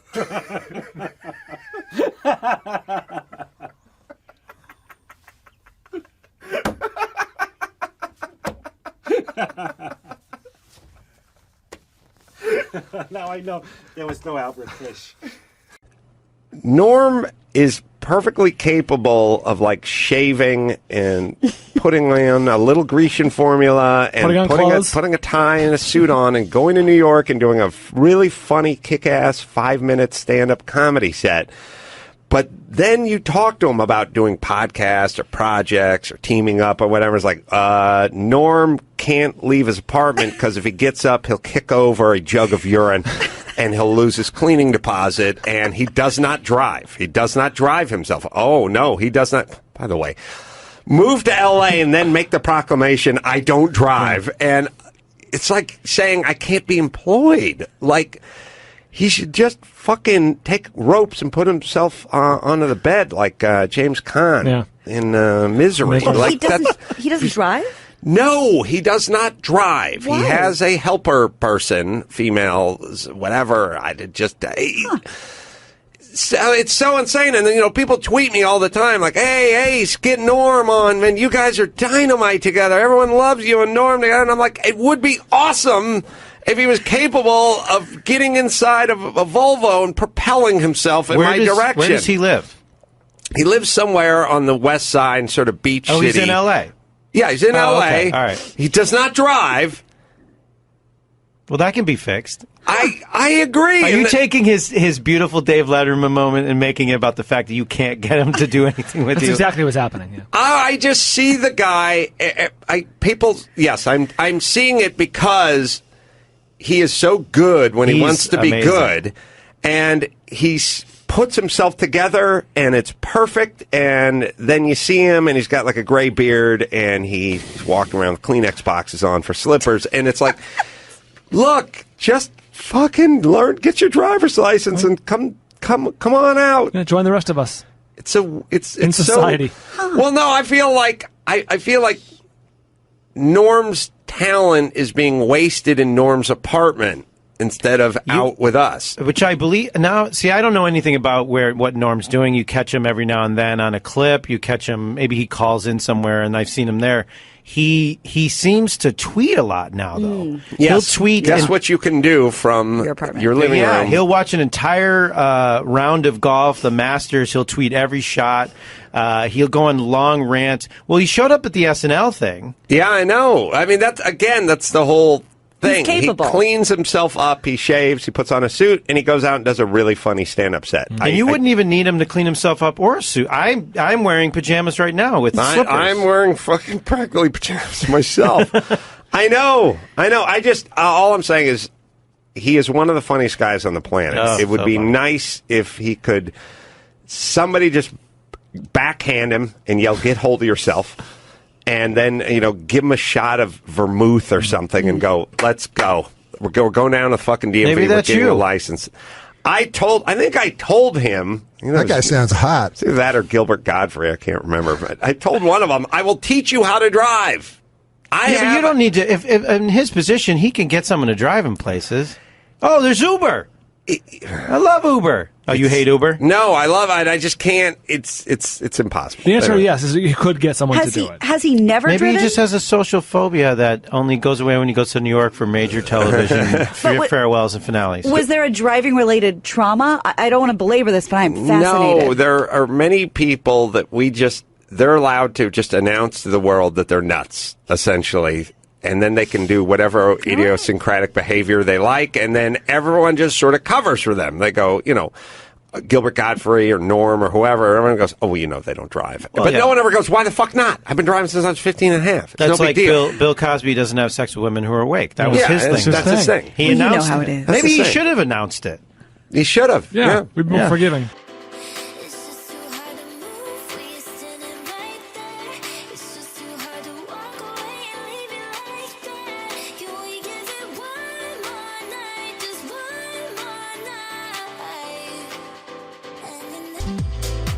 As a matter of fact, I told Annie earlier that she said, well, how did you and Norm meet? I said, well, I always would end up, it's not like we hung out at, the deli every night together, but Norm and I always ended up at these functions that we kind of had to be at.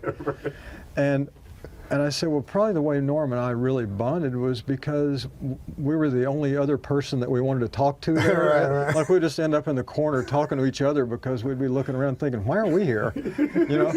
When we did Armageddon, it was like the first time I'd ever been in a big movie, and I was sitting here, right? It was here at Culver Studios. That's right, and so. I was sitting there with Owen Wilson, and Owen, not many people knew Owen at the time. He wasn't as big a deal yet, and Steve Buscemi was there, and Will Patton, and we were all sitting over here, and here's Jerry Bruckheimer and Michael Bay and Bruce Willis and all these cats, and I was sitting over there, and Buscemi was looking over at Owen, and he was looking at me, and all of a sudden Buscemi looks at me and he goes, what the fuck are we doing here? That's a great Buscemi. That's a good Buscemi impression. And he was right. It's like, what were we? I mean, and the movie. Well, everybody's so fucking handsome.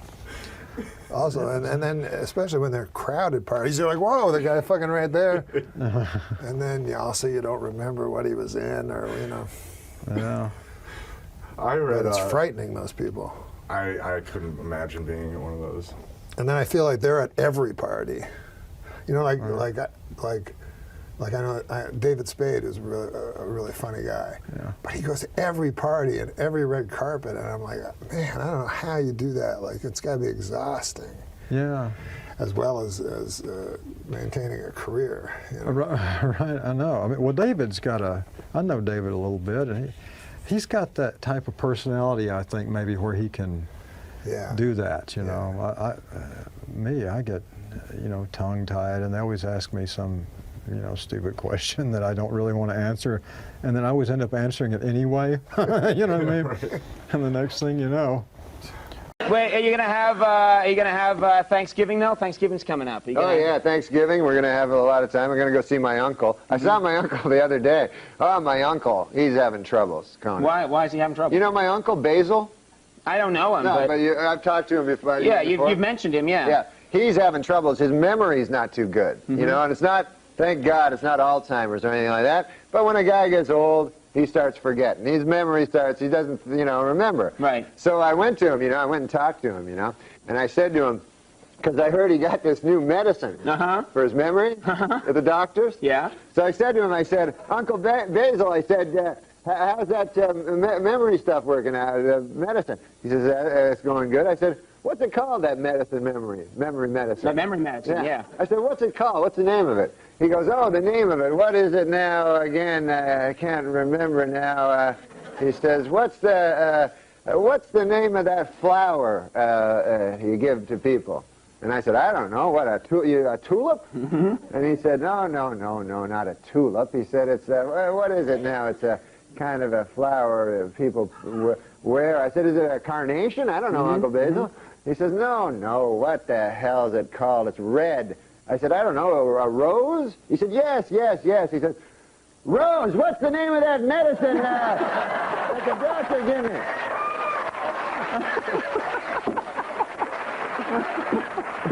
You rapscallion. Now listen, we want to talk about your uncle, because every time you come on the show, you have a story about your uncle who lives up in Canada. Oh, yeah, he's a Frenchman. Yeah. Yeah. And you always have like a little story about him. Jean-Luc. Oh, yeah, he's a crazy character, that dude. He originally visited New York City. Hello? I'm just having a drink. I can listen to you and have a drink. It's not like I went like this. Hold it. Ooh. Ah, liquid. Huh? I'm still here. Let's see if I got this right.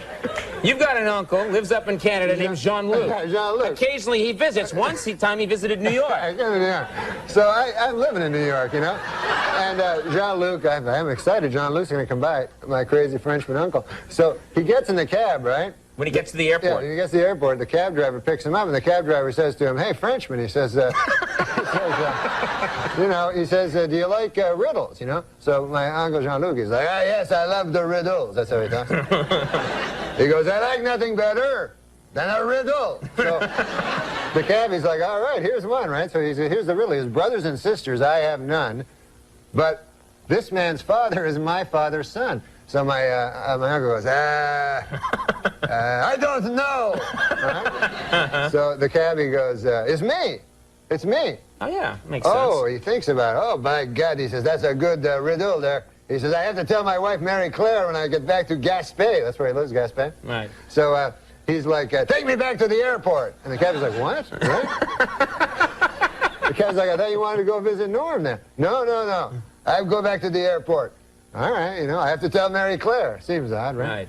Gets back on the plane, flies all the way back home there to Gaspé. And he gets back, right? Runs in the door. Mary Claire, where's vous? You know, where are you, Mary Claire? Come on down here. I have a riddle for you. She goes, oh, Jean-Luc, I love the riddle. She's a woman, high voice. Michael Jackson was visiting. Yeah, all right. So, you're going to love this riddle. How was New York? Forget about that. I got the riddle. Brothers and sisters, I have none. But this man's father, he is my father's son. She goes, I don't know. Who is it? Some cab driver back in New York.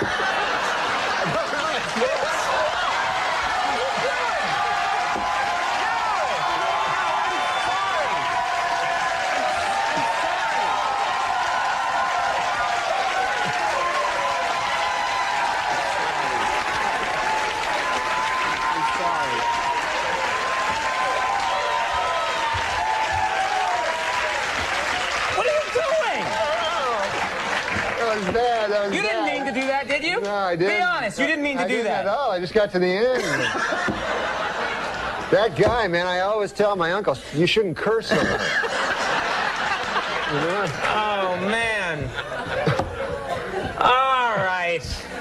We're going to pick up the pieces. Yeah. So, you got a week off. Yeah, I got a week off coming up. After this show, I got a week off, so it's going to be great. Do you see your family much? Every break, I like to go back and see my folks, you know, and also my uncles and aunts and all that, you know.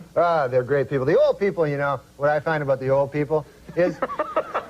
Just in general. In general, they had so much more interesting lives than we do, you know. Like, you know what I mean? Like we, you know, we go out, our generation, we go, okay, hey, let's go to a movie, and then we'll do the laundry and get some quarters for the laundry, and then we'll have read the Sports Illustrated, you know, and whatever, right? Right.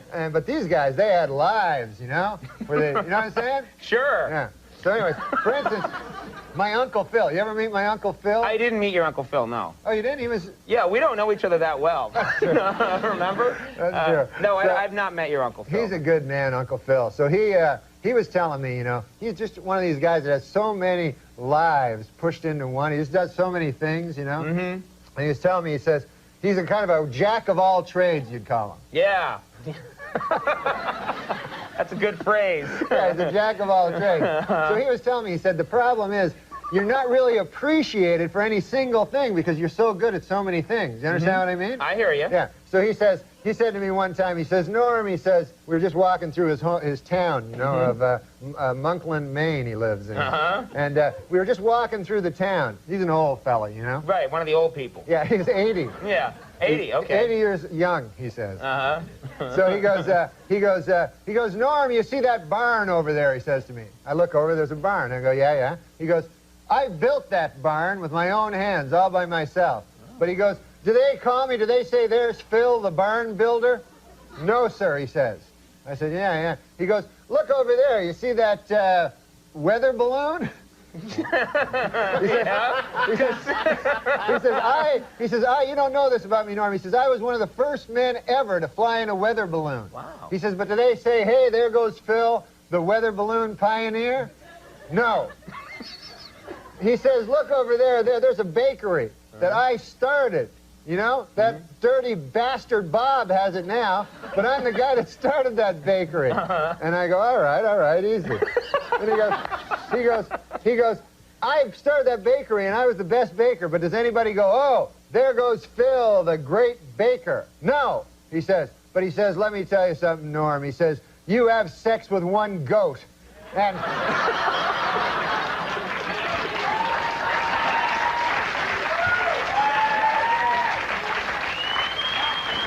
He says, people then, they say, there goes Bill, the dirty goat.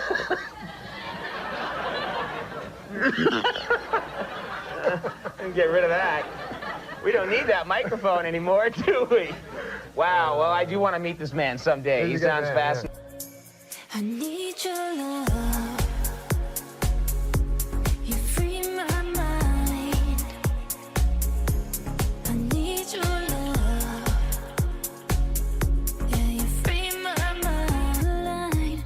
Let me ask you quickly, we haven't talked to you in so long, I want to ask you about your family. My great family. I love them all. How's your, we used to talk in the old days, you and I used to spin some yarns about Uncle Hector. How's Uncle Hector? Uncle Hector. Uncle Hector. He's Polish too, I'm guessing. No, he wasn't Polish. Oh, okay. No, he was from my cousin's side of the family. And he was a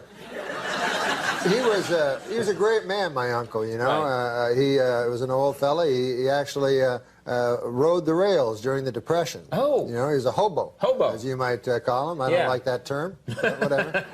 Tramp or whatever, what have you. Railroad bum. But he wasn't a bum. He was just out. He was a good, honest man during the Depression searching for work, you know. And, you know, he had no money, so he'd travel the country trying to find work, and he actually rode the rails, Uncle Hector. And he told me, it was an interesting story, he'd go through, this was in Canada, and there's a town called Kitchener in Canada, and the railroad cops were tough, boy. They were tougher than real cops, you know. They had a law of their own, the railroad cops. I feel like I should be tucked into bed listening to you. Anyway, a law of their own, those railroad cops. But there was not a railroad cop tougher than Kitchener Leslie. Oh, boy. He was well known. He was well known for beating hobos to death. Really? He'd find a hobo on his train, he'd beat him to death. He'd beat him to death. And so what the railroad bums would all do is, as Kitchener approached, of course... Oh, hey, Norm, how you doing? So... Wow, such focus on these stories. That wasn't a mirror. That was another guy. Oh, there's a guy named Norm. Yeah. So the railroad bums would all hop off before they got to Kitchener to avoid being beaten to death by Kitchener Leslie. Yeah. Anyways, my Uncle Hector, a good man, you know, and he walked into a mine one day. This is a story for that they think the young people could learn from. Don't go mine hopping, kids. During the height of the Depression, where there was absolutely no work, my Uncle Hector walked into I won't say the name of the mining company. It was McIntyre Mine, and he walked in. He had his lunchbox with him and his work boots, and he said, "Sir," he said, "I want a job." And they said, "We have no jobs." He said, "Well, 500 people work here at McIntyre Mine." He goes, "I don't think there are 500 men here better than I." He says, "As a matter of fact, I don't think there are 200 men better than I." He says, I think you'd be strapped to find 100 men better than I. And by golly, he got the job. What do you think of that? That's a great story. Now, I'm sensing there's more. Now back to Kitchener Leslie. Yeah. Most dreaded... No. Uncle Hector. What? No, we I'm want to talk about sorry, I'm Uncle trying to help you out. No, Uncle Hector. Dad, where's this story going? Uncle Hector worked in a mine, and it's a hellish job, the mine, as you well know. Darkness, you know. It's dank. It's dank. Yeah. It's coaly. It's a lot of what? Well, you're in a coal mine. It's not coaly. It's coal-ridden. It's coal-infested. It's not coaly. It's coal-infested. So he worked in the mine, and by God, he worked hard. And after a week of working hard, he said to the shift manager, he said, He said, by golly, I'd like to have a lady. I work hard, and where would I find a lady here in town? Well, they said to Uncle Hector, they says, we have sex with animals here. By God, says Uncle Hector, I'm not going to do that. I'm a normal fella. Well, then be to your own devices then. So, be to your own devices? Yeah. Wow. Uncle Hector continued working in the mine. He worked hard, and he worked long, and he worked for a low wage. But he was a man. And Uncle Hector, after a couple of weeks passed, he started to get a little itch, as you and I say. Right. Right. Well, when we're thinking about the ladies, yeah. But he kept it under control. He went again. He said, "Are you sure there's no ladies here?" "No, we have sex with animals." Ah, my God.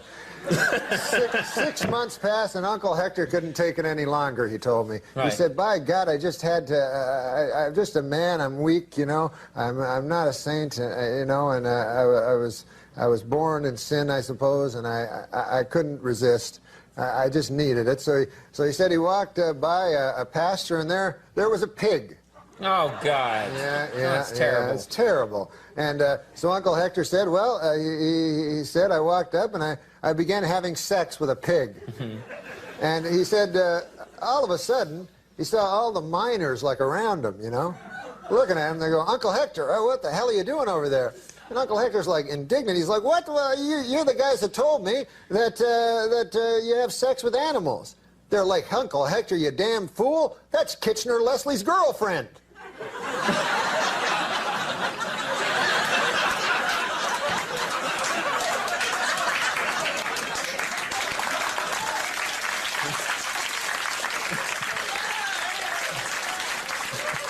Of all the animals to have sex with. You don't want to have sex with not with Kitchener Leslie's pig. No, that's terrible. Not Kitchener Leslie's pig. Kitchener Leslie's lady. Oh, yeah.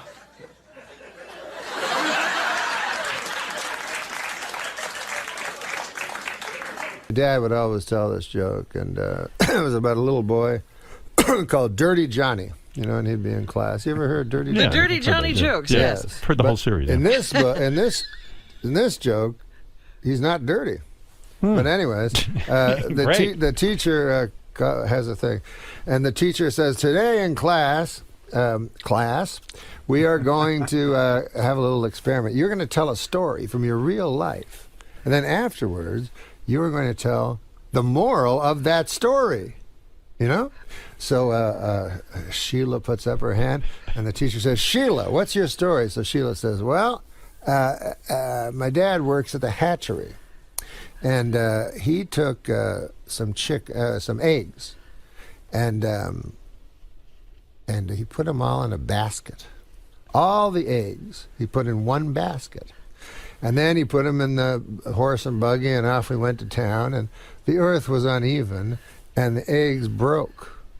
And the teacher goes, "Well, that's an all right story, but I can't understand what the moral would be to that story." So Sheila says, "Well, the moral is, don't put all of your eggs into one basket." So the teacher says, well, by God, this is exactly what I'm looking for and what I was hoping for with this experiment. Yeah. And anybody else have one? So Marjorie puts up her hand. Okay, Marjorie, what's your story? Well, my father works for the hatchery. Most Most people in that town work in the hatchery. Worked at the hatchery. Thank God for the hatchery, she says. Or where would we be? So she says, my father, he sells chickens. And he knows that eggs become chickens. See what I mean? So he had to count his chickens so he could go and sell them in town. So he had 9 chickens and 5 eggs. So instead of saying he had 9 chickens, he added the 5 eggs. You see, he counted them as chickens. So he said, I have 14 chickens. So he took them, Sheila says, and put them in the horse and buggy, and off they went to town, but the land was uneven. The chickens sure survived easily. They frolicked. The eggs broke. Well, the teacher says again, that's a story, you know. But what on earth could the moral of that story be? Well, Sheila says, if that's her name, I forgot. She says, don't count your chickens before they hatch out of the eggs. Right. Teacher says you could probably shorten it a little. So, but that's great. And that's exactly what we're looking for. And then she looks at the back of the class, and by God, there's the upraised hands, as you say, fucking dirty Johnny. Fucking dirty Johnny. He's going to ruin the lesson. So the teacher, inside of her head, her thoughts are moving around, and she's like, God, I don't want to hear dirty Johnny say it. This is going so well, but at the same time, I took a vow and I became a teacher that every student... All right, Johnny, let's hear your story. So dirty Johnny gets up and he says, this is a story about my Uncle Terry. He didn't work for the hatchery. He didn't even like people that did. He was in Vietnam. And he lives on the disability checks he got. Uncle Terry was not a popular man, not even among those he worked with. And I suppose we've all heard of people who've deserted from their battalion. But I don't know if you've ever heard of a battalion deserting a man. That's what they did with Uncle Terry. One day, Uncle Terry awoke in the middle of Da Nang, and everybody was gone. He was alone, and they'd left him 3 bottles of Jack Daniels and some weaponry. So, Uncle Terry got up, says Dirty Johnny, and he downed the bottle of Jack Daniels in 2 slugs, and he threw it down and smashed it into the jungle. And then he walked, picked up the 2 Kalashnikovs and 3 or 4 Glocks and a couple of hand grenades, and off he walked into the unknown, the jungle, his fate. Came upon a village, and from the village came people. Now, were they Charlie, or were they the people that Terry was sent to protect from Charlie? Uncle Terry didn't know.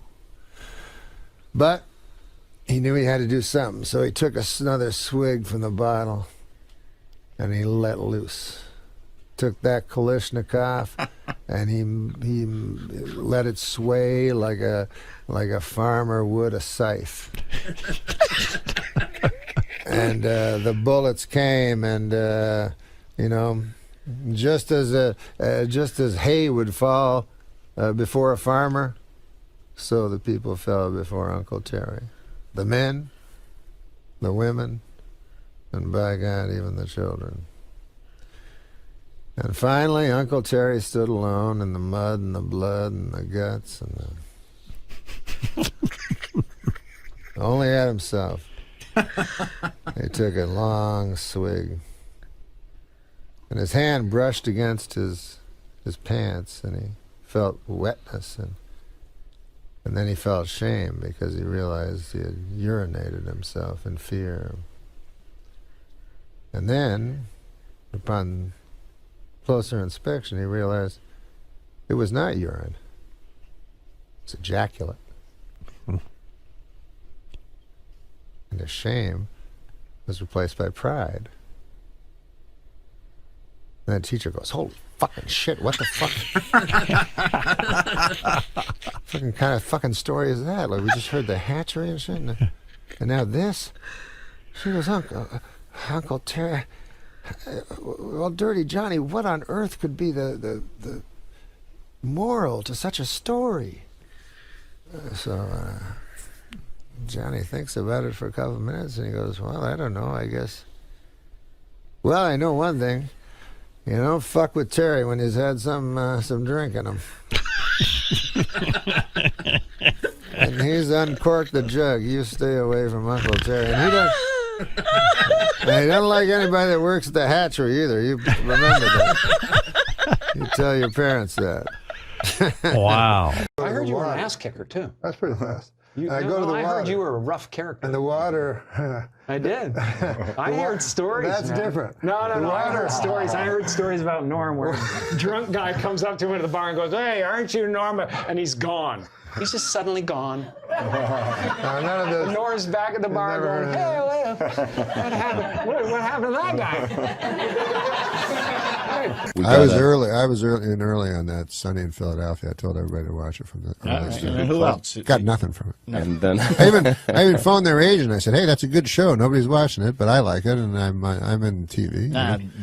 They never got back to me. Never did. DeVito's What? DeVito's the EP on that show. Oh, He's yeah. got an axe to grind with. Why? Because of the fist fight I had with Christopher Lloyd back in at the Improv. Exactly. You remember the incident. Did you witness something with Norm, with Gilbert's friend Norm Macdonald while you were there? I did. I heard yeah. you tell this story. Well, it was It was. Do you know this, Gil? It's Ian Maxtone Graham, who is he's a writer. He's written on The Simpsons, and he was on SNL at the time. He might still be a writer on The Simpsons. I don't know, but he's this big, tall guy, and he was always in his jogging suit. He was always out running and working out and stuff. So he came into the writer's room there, and Norm was smoking a cigarette, and he's not supposed to be smoking indoors at the time, He says, but he says, Norm just light up a cigarette. So he's Jay Moore is the only one who does a really great Norm Macdonald. But anyway, he's smoking a cigarette, and Ian, said, you're not supposed to smoke up here. And Norm said, yeah, don't worry about it, or something like that. And so Ian squirts him with a bottle of water, just squirts him in the face with it to put the cigarette out. And Norm took a swing at him, and they went at it, and it was pretty good for a couple of seconds. Two real tall, kind of gawky guys, swinging away at each other. And Farley broke it up. Farley just stepped in because he was, that was who he was. And, so it was, I wish it should have ended with someone going out the window, but it didn't. An entertaining 26 seconds. 26 episodes. However many weeks you were there. Yeah, I had some fun. Was Norm screaming or yelling stuff at him while he was punching? I don't think so. Yeah. I think it was pretty physical. I think nothing needed to be spoken. Oh, at that point. Yeah. No, you cocksucker. Gonna fucking kill you. Herb Sargent told me that Norm punched a couple of people out there. I think it happened more than once. Wow. Yeah, I've heard that. Yeah. Yeah. He's an interesting guy. I mean, he is. He is. I think he's fabulous. I think he's very funny, and I think he's a very smart guy, and he's a very kind of sensitive guy. I mean, he just did this Larry King interview. It's on Hulu, and he's really kind of wonderful. Wow. Yeah. Well, he teared up at the last week of Letterman. I know. He did it was so moving. That was amazing. Yeah. It was a real moment. Yeah. Well, you and I met under unusual circumstances. We did. Yeah, there was a period of time in, what year was it? 96? 96. It was a very brief period of time. For 1 month, I was a guest writer over at SNL. Really wanted a job, really wanted a writing job. And it didn't happen. Right. And, but... There's still time. There's, okay. Oh, yeah. And one night I was having a soccer game, and you were an intern there, right? I was an intern. So, I was 19 years old, and I was an intern at SNL. And I was living in Brooklyn with my grandmother while I did the internship. And so she didn't have cable or anything, so I would hang out at SNL like after hours and just watch TV, and she didn't have a computer either. She was Amish. So I would just stay and work on the computer and watch television, and Colin Quinn and Norm Macdonald would always get into these like late night soccer games in the hallway. Kind of driving everybody crazy. Yeah, I mean, but as a 19-year-old, it was kind of like, this is amazing! So, yeah. Well, I was 31, and I was like, this is amazing! Okay, good. I felt the same way, because I was a guest writer there, and I would jump in on these soccer games. It would be like 3 o'clock in the morning. Yes. And people were like on deadline trying to get the scripts done for Saturday. It was like Friday night. Yeah. And I was hanging out with Norm, because sometimes I would sit in and write on Weekend Update, and Norm got into a huge fight one night. Right. In the soccer game. Yes. And it was with you. Yes. Yes. That's true. Yeah.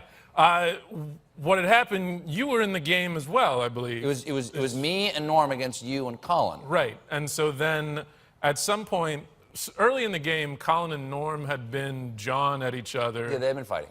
And Norm was also trying to quit smoking, so he was extra agitated. And at some point, Norm and I got into a bit of a scrum for the ball, and I wound up clipping him in the shin. And then he got really mad, like you do when you're trying to quit smoking, and grabbed me and tried to throw me across the room, which is not how soccer's played.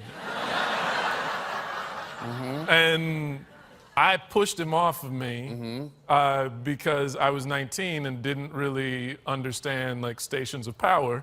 And then we got into a shoving match and started yelling at each other. And Colin and I pulled you two apart. Right, yes. Right, yeah. Yeah. And the part about the story, I enjoy the story, but I enjoy the story, but the part I enjoy about the story is that the way one of the first times you and I ever had a conversation was about our period of time, both briefly at SNL, and I told you that story not remembering that you were the kid that Norm was fighting.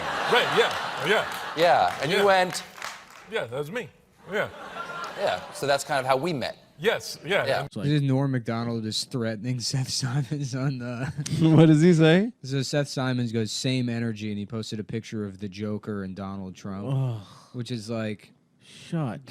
Oh my God. You fucking loser. And fucking Norm Macdonald wrote, hey, you fucking piece of shit. It's you that's the Joker, a failed stand-up that kills someone who got a TV show. I cannot wait to meet you, and I will. Damn, dude. Yeah. That's so sick. That is awesome. Norm's just like, fuck you, bitch. Fuck. Is it really my fault? 'Cause you try to hit me with your pity till I can't trust, but I still push on. Got me changing my ways, trying to fix it. I'm sleeping with your wife. You son of a bitch, motherfucker! Huh? You sleep with my fucking wife? You was doing that fucking Friday night, were you? She said she's going out with her friend. Hey, could you get my Louisville Slugger for me, please? Oh, Norm, no. The Louisville Slugger. It's an American tradition, quality, craftsmanship, and pride. You can find them all when a sporting good bears the name Louisville Slugger.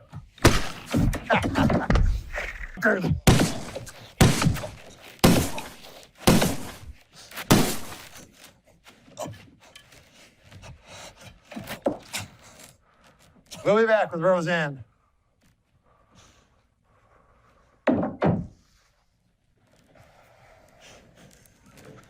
Honorable Norm what are you Macdonald. doing? Judge Judy's the guest. I had an idea. Oh, you had an idea, Yeah, huh? you know- What's this? It's my nightstick. What's this? Oh, that's my real pistol. And what did I tell you about having ideas? They're good. And... No, I didn't tell you that. I have an idea. My idea is to pistol whip you.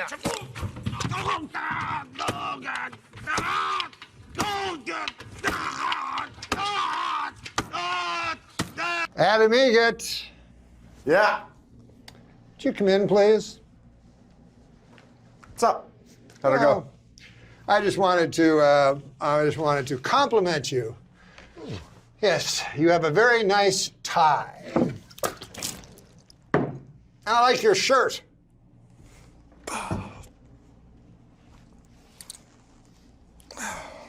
Are you going to do another special? Yeah, I'm going to do another kind of a different type of special.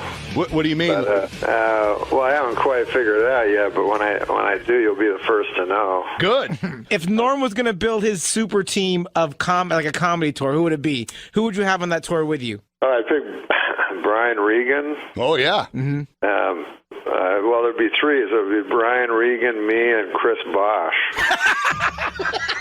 Yeah, he's hilarious. Oh, yeah. No, he's more of just his face.